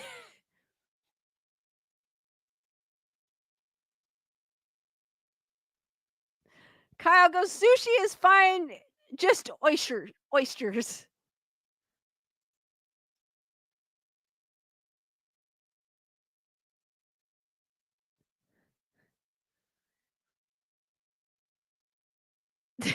Daniel.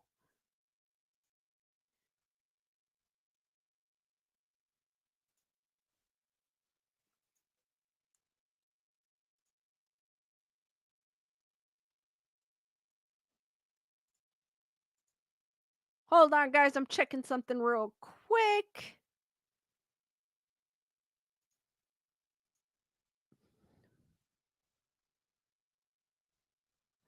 Dusty goes, you don't have to eat them raw. My mom made the best breaded oysters.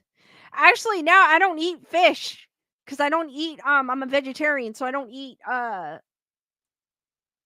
don't eat any meat or fish.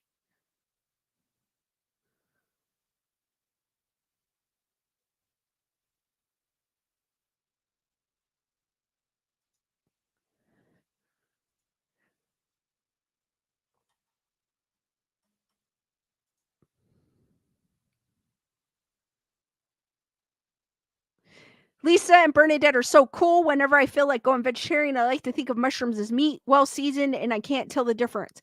That's actually they D-Nice. That's what they do. They make I see these crazy recipes, and they can make like tofu into like a scramble or like shredded I don't know how they do it, but and they do mushrooms. Daniel goes a little bit of WD-40 and you're good to go.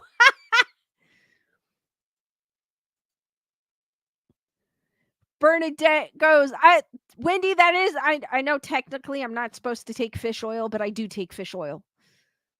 Um, because I do have anxiety and I know fish oil is good for your heart, so I've been taking that for years. And I didn't stop. I just continue taking it. Dusty goes, I can't eat any shellfish now. They cause gout. Oh, I heard I've never had gout, but I knew someone that I used to work with and he would suffer from that. Oh,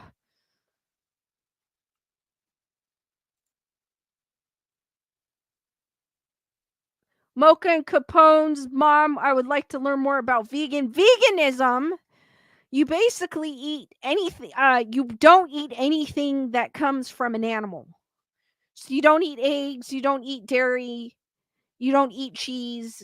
Honey, fish, anything that could come from an animal, including byproducts from an animal like milk or honey, you cannot eat as a vegan.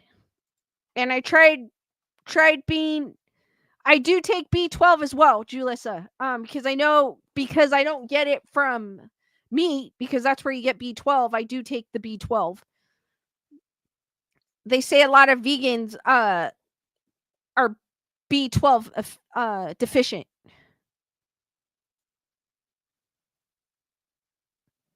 But that's basically what veganism is. I tried it for a bit. I know people that are. I don't mind if you're going to a vegan restaurant. I'll eat vegan all day long. I don't care. But it's when you're going to a non-vegan restaurant and then you're like, what's in the bread? What's this? Like I felt like I just want to eat. So that's when I went.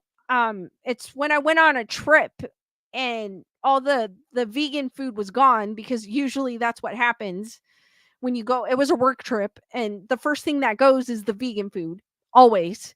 And when I got there they didn't have any and the only thing they had was they had a veggie burger but the bread wasn't vegan. I said, "You know what? I don't care. I just want to eat." So that's when I decided uh to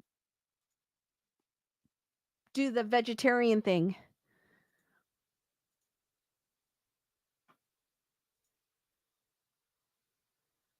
Gunner Girl goes, it sounds like a ton of work before you get to. I mean, if you make this stuff yourself, then it's not a problem. Not a problem at all. Or if you know of vegan restaurants that you could go to, if you're in an area that's rich with vegan restaurants, there's a couple areas around me that do, then no problem.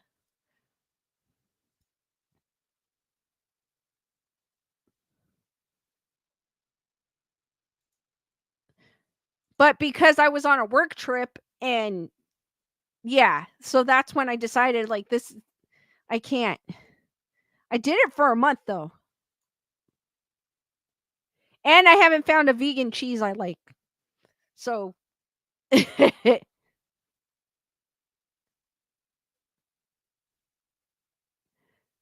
right, the next article is from Fox News.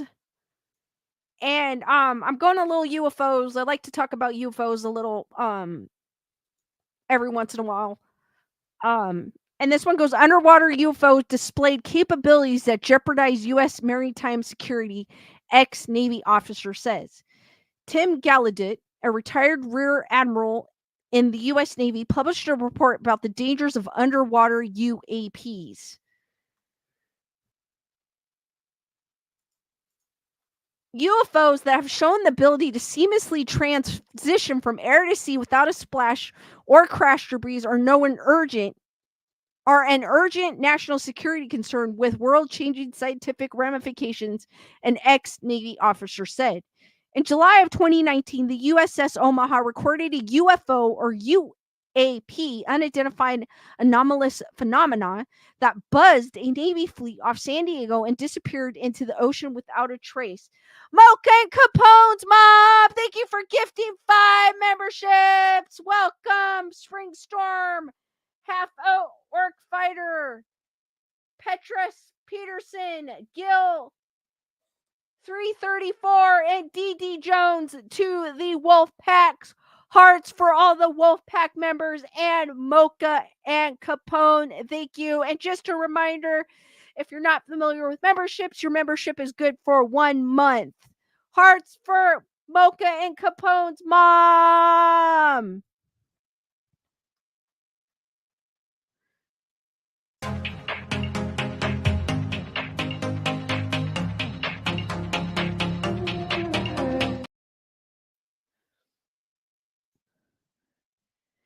Thank you, Heather Salvatore, aka Mocha and Capone's mom.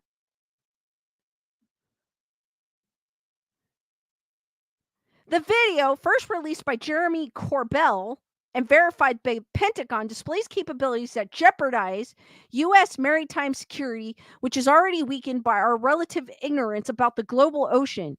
Oceanographer and retired Rear Admiral Tim Gallaudet said. The fact that the unidentified object with unexplicable characteristics are entering U.S. water space and the DoD is not raising a giant red flag is a sign that the government is not sharing all it knows about all domain anomalous phenomenon.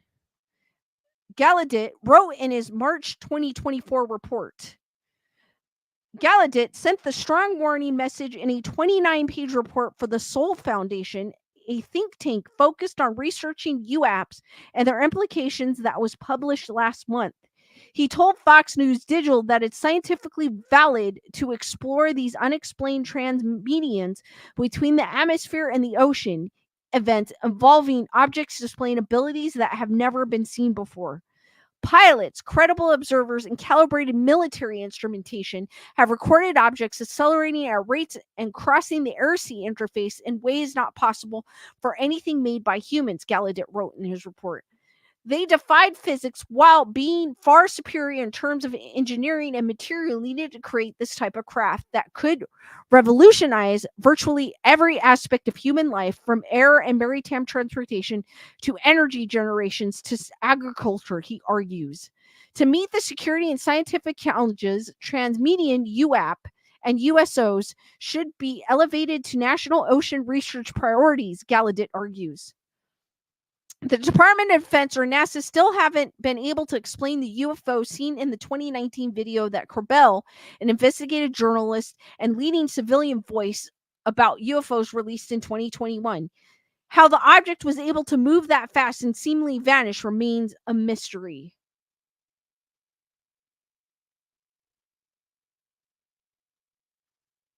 Oh, hold on. Mocha and Capone's mom wants the twerking.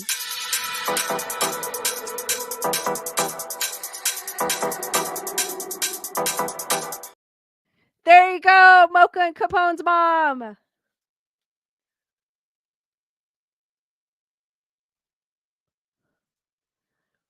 The DoD created the All Domain Anomaly Resolution Office, AARO, that is a tongue twister, tasked with getting answers, but the AARO's reports have concluded there's no verifiable evidence of extraterrestrial life.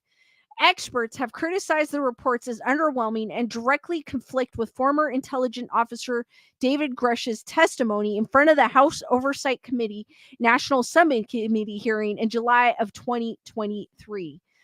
Grush testified that he had knowledge of a secret government-run crashed UFO retrieval program to reverse engineer the technology.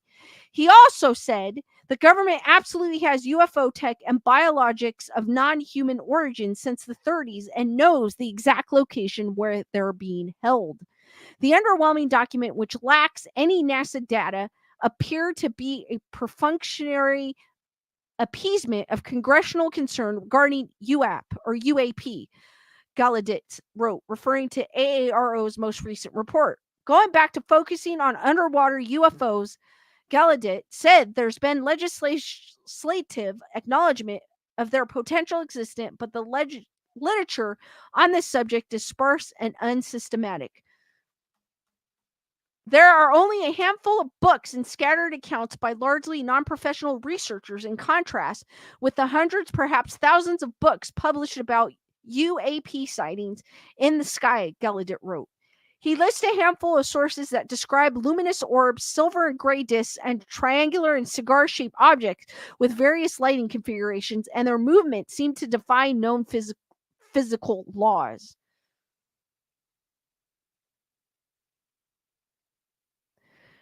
Gallaudet called on the U.S. government, academics, philanthropies, and the private sector to invest in in-depth research about undersea UAPs.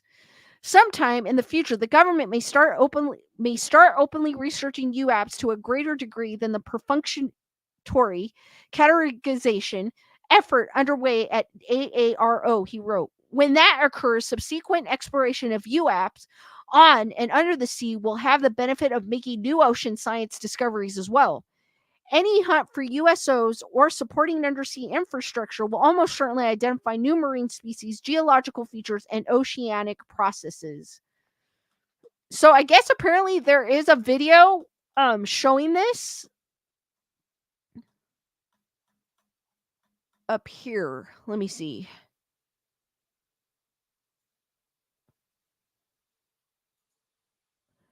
Make sure you guys could see it. Looks like you guys could see it.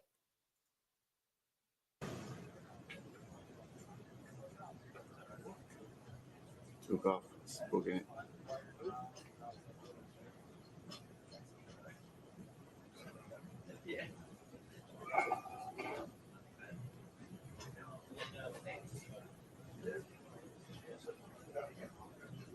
Break Omaha, pick me a kid, Rockdale Pearl with the passability to launch Hilo ASAP. Splash to get bearing rain. Sure.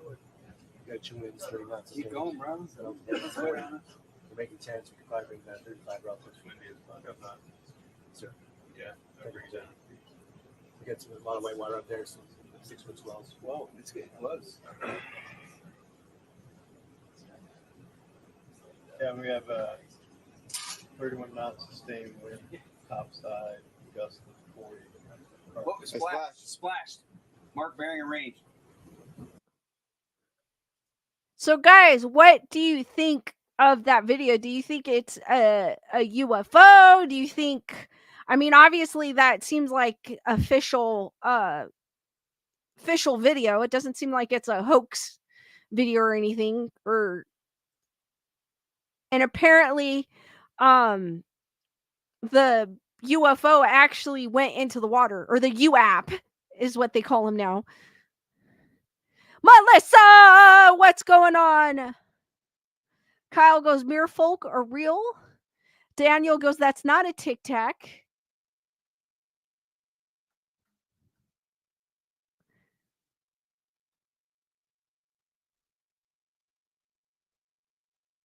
Daniel goes, is this officials that we will never know because the footage is never clear? Yes, it isn't. But apparently it's signed that a UAP could go into the water.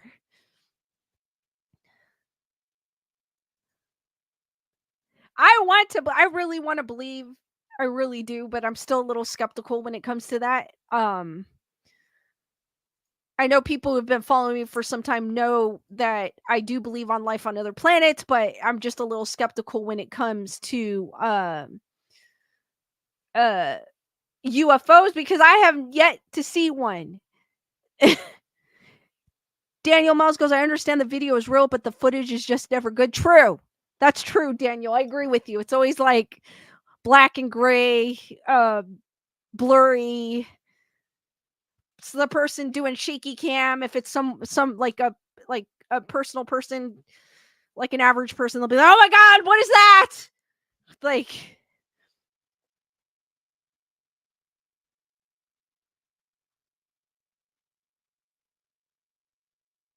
Daniel goes, if that was an actual enemy human being, they would have been able to focus on his face. True. I agree with you on that one. They have technology that they can probably see people in the house type of thing.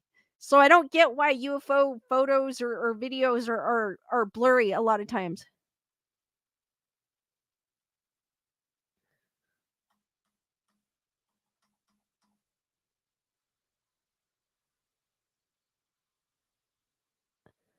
Heather Rutter goes, I believe in not going on Boeing. Maybe a UFO is better.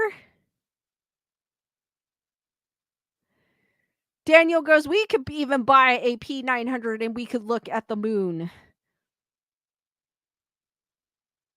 Kyle goes, it's not real unless it's on most blurry shaky cam. Dusty goes, these underwater UFOs are just strange. I always think of them as only airborne.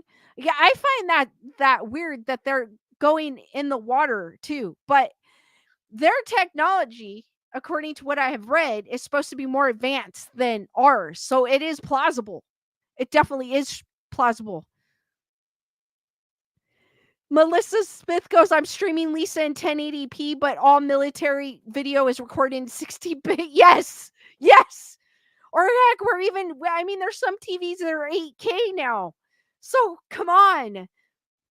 It's like these security cameras with some of these businesses. With the technology we have nowadays, like, why isn't the picture clearer?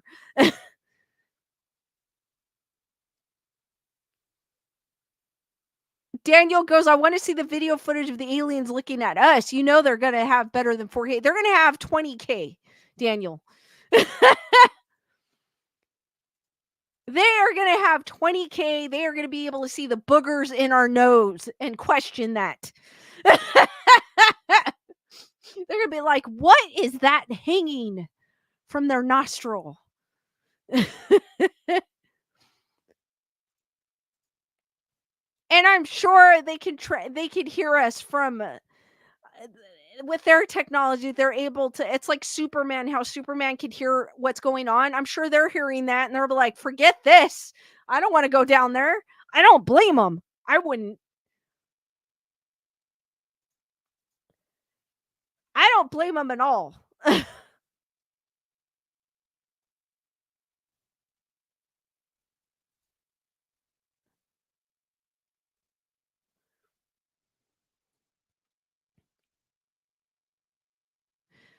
Wendy goes, right place, right time. When it happens, it just happens with whatever tech you have. That's true. True. You have to be at the right place at the right time to catch something. I agree. Same thing with ghost hunting. Julissa goes, I just think it's all science fiction. I just don't believe. I'm still skeptical even when I see videos, because that looks like it's an actual like military video footage, but I'm still skeptical.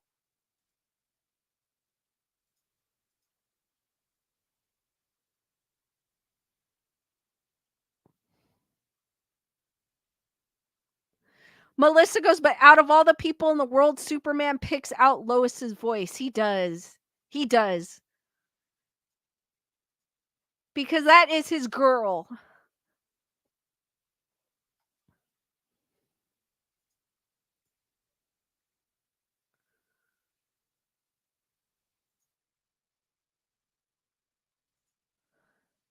But I still do find them fascinating because until basically just recently with the Las Vegas family, that's when UFOs and aliens started to come about in the news. I mean, it was in the past too as well, people being abducted, but now it's become more, I guess, more popular in times come, and that's it. I find it fascinating, and I'm sure others do too.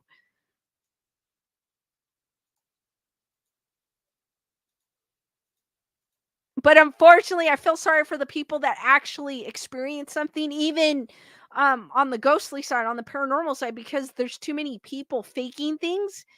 And the way with technology, how you can add sounds and add things into your videos, it kind of ruins that for people. And I hate that about that, because there's someone out there that's actually showing something real, and we're not going to believe it because of what other people have done or what people are doing.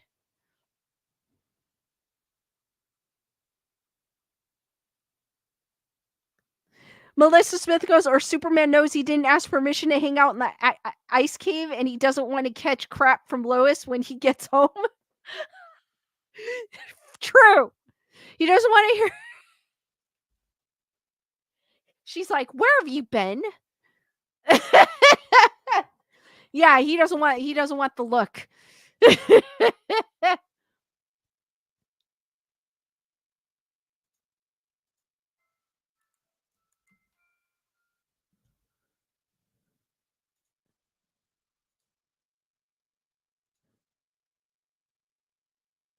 Give me a second, guys. I have to do something real quick. Hopefully you can't hear it.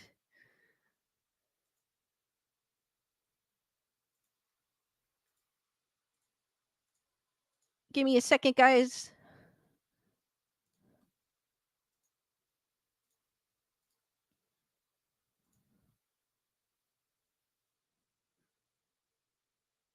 All right. Guys, you don't have to answer that he's live on my stream. That's kind of rude. I don't go on his stream and say I'm live.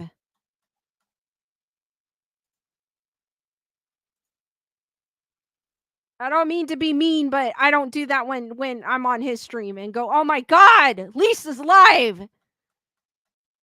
Because honestly, when you guys do that, that makes me feel like, who cares about Lisa? Like, I'm going to be honest with you guys. Because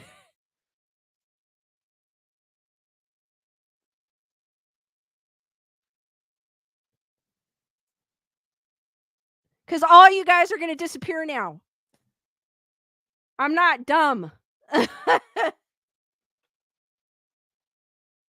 Daniel goes, I was like, bad timing. He's going to go on when he wants to go on.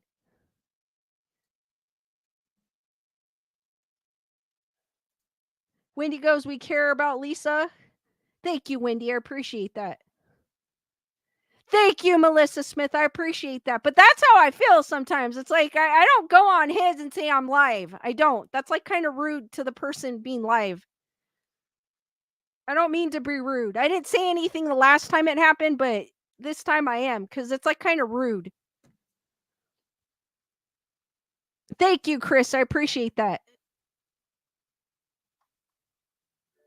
Yeah, that Matthew, exactly what Matthew says. I only do that when someone is going off and they ask like that. That's fine. I agree with that one. Thank you, Lisa Boo. Thank you, Kyle. Thank you, Jalissa. Thank you. I appreciate that. Angelica, that is what I was going to say. Like, what do they want for us to leave? I'm not leaving. Don't worry. Thank you, Angelica. I appreciate that. I know Bernadette multitasks. I appreciate that, Bernadette. Lisa is cuter than Lewis. Thank you. I love your name change.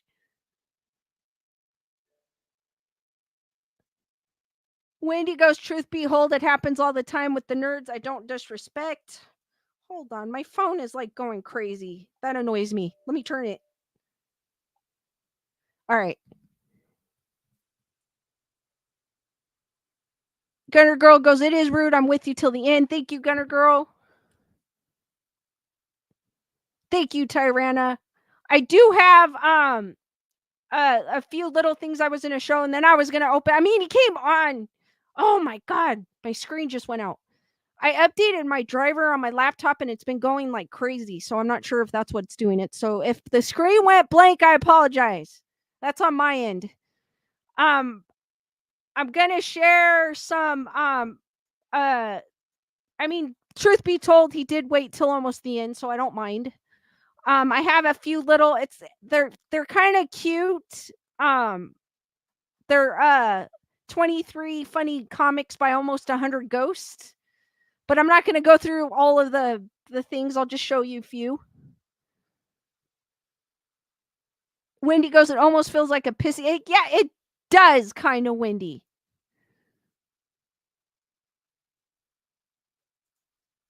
And usually I don't say anything about it, but I don't, like I said, I don't go on other people's stream and say I'm live. Because that's just it's just not what I do. And I apologize for people just dropping in for the little rant there. I'm not going to read the article. I'm just going to go through the little comments. This is from, where is this on? Bored Panda. And it's 23 funny comments by almost 100 ghosts. And I thought these were kind of cute and funny, and I wanted to share this with you guys. So we've got this comic right here, and it goes, what kind of research did you do when you were alive? I tried to discover the secret of immortality. They look at each other.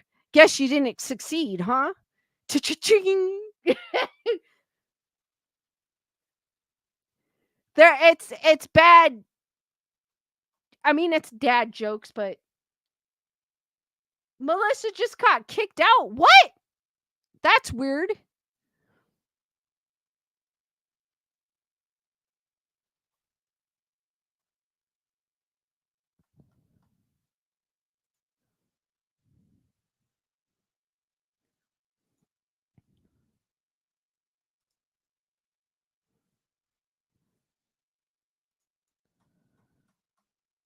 So number 2, I decided, so we got this little, you guys can see the comic, right? Yeah, you guys can see it. I decided not to have a relationship with ghosts anymore. Why? Because it's much harder to get rid of a ghost ex. I didn't finish. Thank you, Wendy, for your super sticker. Hearts for Wendy.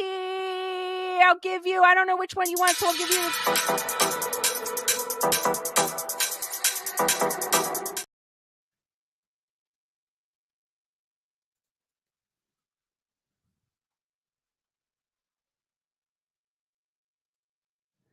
Melissa says, I get that off snap message and have to, oh, that's weird, Melissa. I don't know. These are kind of like dad jokes, but they're cute. Number 3, it's everything is bad. Hey, it's a good thing I'm dead. Ka-ching.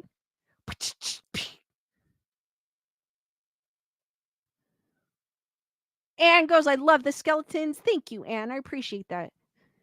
I've been kicked out of your stream before too, but usually at the beginning. That is weird. Pesky YouTube. I don't think it's on my end because I don't touch anything. Which Number 4 goes, what is that? A blanket? He goes, yes. I died in winter. These are kind of like dad jokes, but something just to brighten your day. Or night, I should say.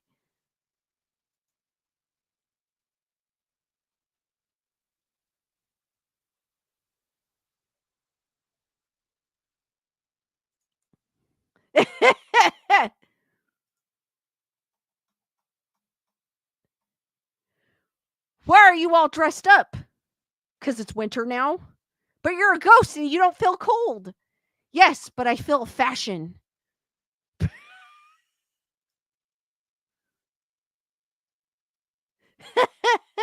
Dusty goes, that one was cute.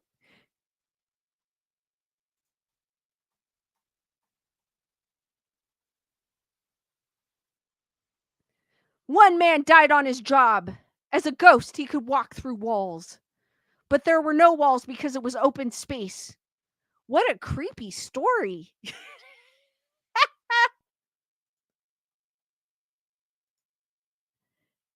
All right, guys, I'm going to read one more and then we'll open it up for questions.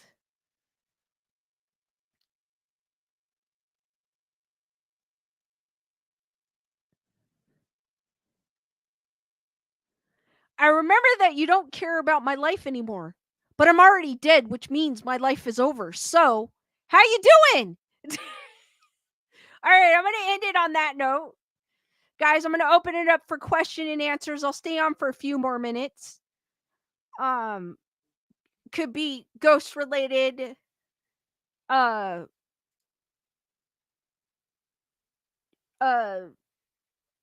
Wendy's asking, how am I doing? I'm doing great. I'm just a little tired today. I don't know why. Even when I was hiking, I felt like I had no energy. Kyle goes, I like that one. So I'm not sure. And I do take vitamins and all that good stuff. So I'm not sure what's going on, but I'm doing good other than that. Those were cute. I just wanted to share them with you.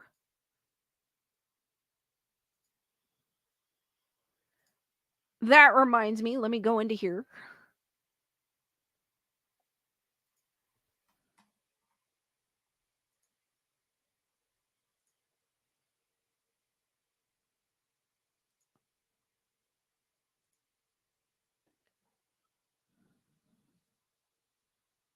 Heather, whatever goes.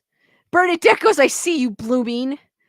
Heather, whatever goes, dog needs to get out by but coyotes are in the yard. Ah, you got to be careful. You know what makes me mad? Okay, she reminded me of something.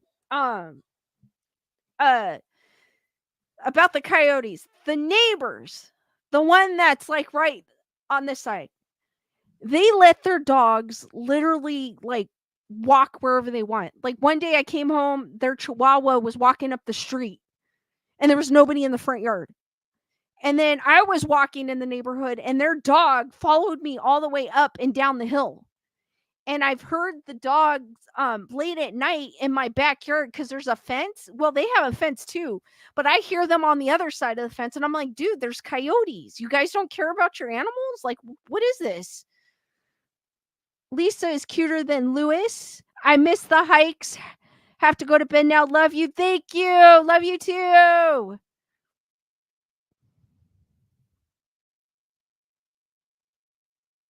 Danielle goes, my music started playing on its own again at 3 a.m., but I think this time it could be a bug on my touchscreen computer. Oh. Ooh. That's still freaky, though, Daniel.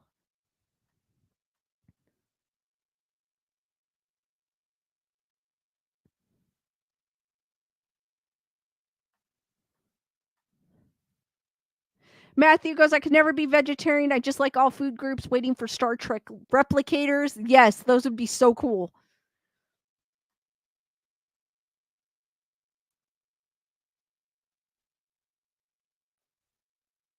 And that kind of irritates me about the neighbors is that they just let their dog go all over. And I'm like, where are you? They're in the front yard. There's a guy walking his dog up the street, another, person. And I'm like, your little chihuahua is going to go after the dog. Like, what if that dog, you know what I mean? Like, oh. Chris Barber goes, especially a chihuahua. Yeah, and it was a chihuahua.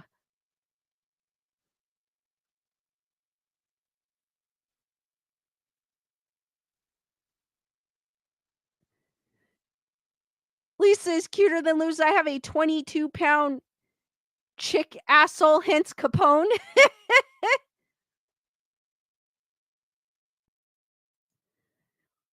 Wendy goes, mind your pets. Exactly. Like they don't. And I think they had a cat at one point, and I think they let the cat go. to be honest with you. I'm not sure. I'm not 100% sure, but I kind of just, I stay away from them kind of, because like they have people over and they threw their trash in my front yard. So ever since then, I'm like, I kind of stay away from them. I'm like, dude, like, come on. It irritated the hell out of me. It's like my front yard isn't for trash. Lisa's cuter than Lewis goes, he thinks he's 125 pounds.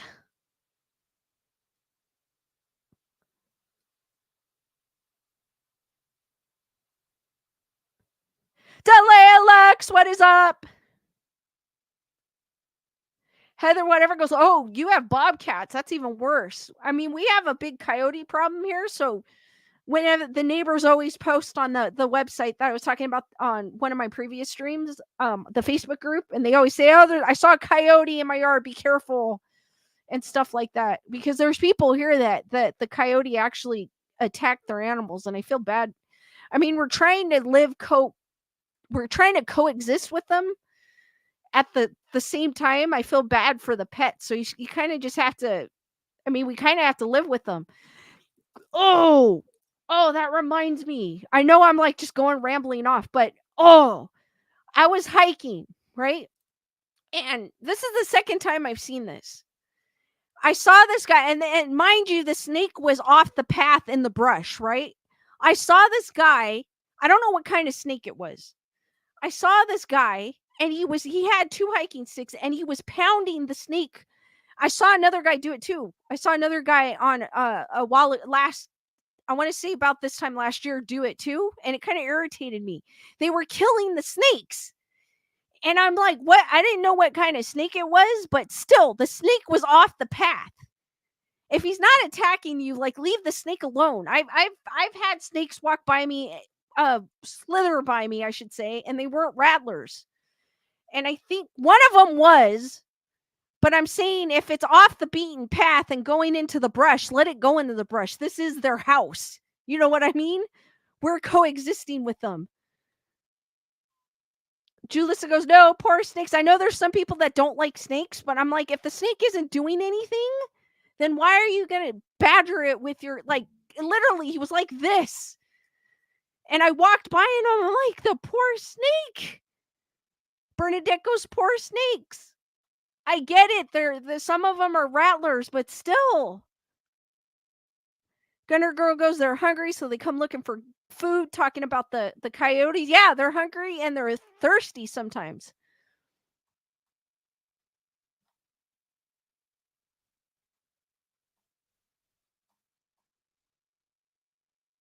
Chris Barber goes, that's sick. It is.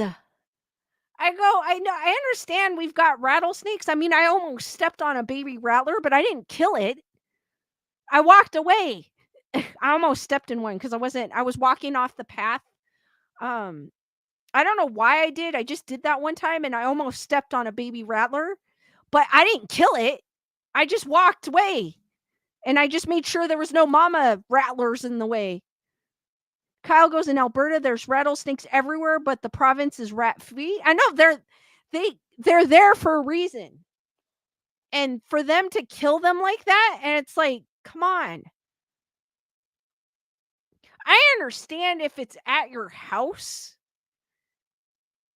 and it's living like in your porch or something like that. I totally understand. You don't want a rattler at your house but even that you can call someone to help you get rid of it. But Melissa goes, if any animal is loose, it's fear of people. It can be dangerous. True. Very true. Matthew goes, you don't mess with me, animal. I won't mess with you. Exactly. Like, don't mess with them. If they're not going to bother you, then leave them alone. Julissa goes, baby rattler snakes are more dangerous. They release all their venom. I almost stepped on them, Julissa, but I always, when I go in the brush, I always look at the ground just to make sure. And I was about to step and I was like, oh, Chris Barber, we have those too.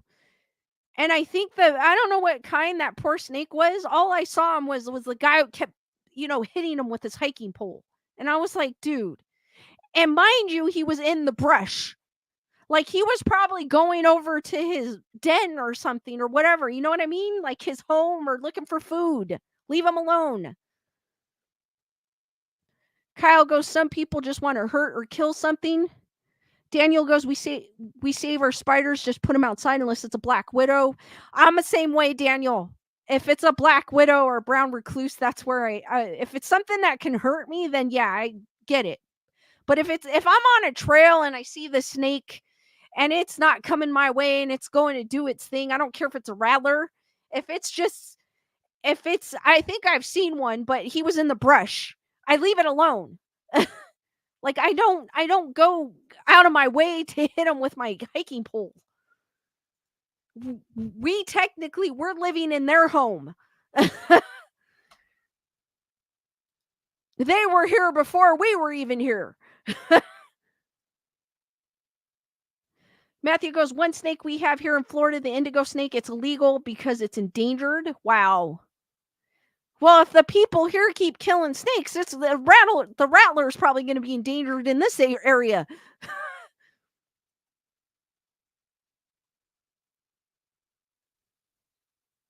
Kyle goes, I pick up the spiders and put them in the composite bins to eat the fruit flies. That's the reason why I keep the daddy long legs, because they eat the bugs.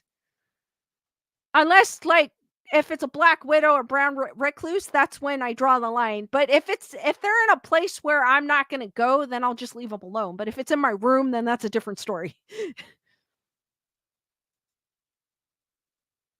Plus, the snakes keep the rodents away. Julissa, very true. And we will have a huge rodent problem if snakes are endangered. Very true.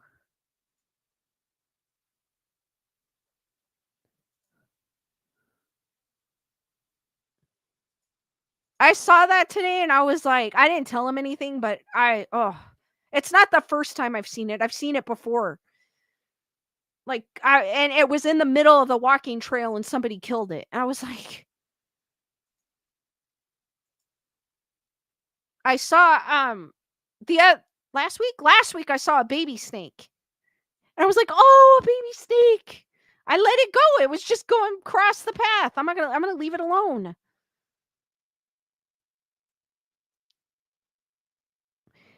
Daniel goes, we have huge timber rattlers. Ooh. Heather, whatever goes, I was in an old museum in Tucson when I ran into a sidewinder next to old Tucson.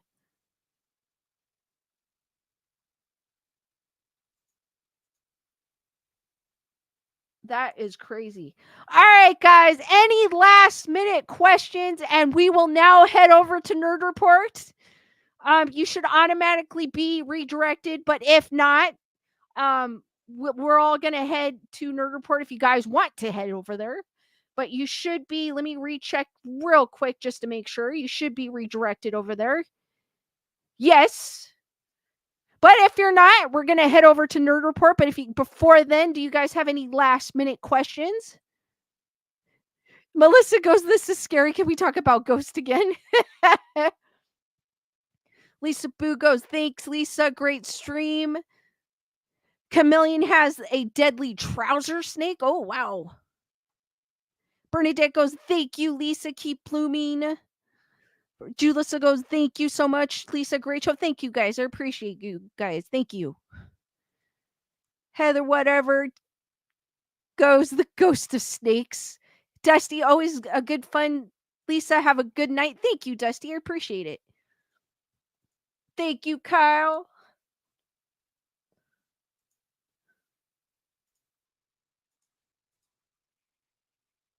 All right, guys, I am going to end. Oh, wait a minute. The duck. I forgot to show you the duck. The duck. Thank you, Chameleon. The duck is right by the alien. Wait a minute. Let me do it this way. Be easier. The duck is right there. It's right next to the alien head or the alien statue. Skella alien. Because that's a skeleton alien right there. So Skella duck is right next to Skella alien and Skella spider.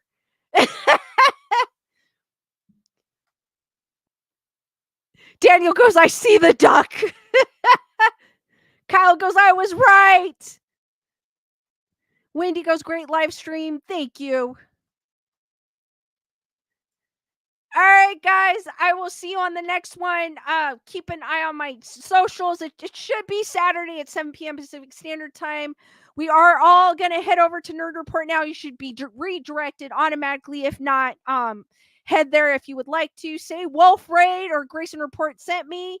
I will see you guys on the next one. You guys are awesome. Stay spooky and sweet nightmares. Good night, guys. And I'll see you on the next one.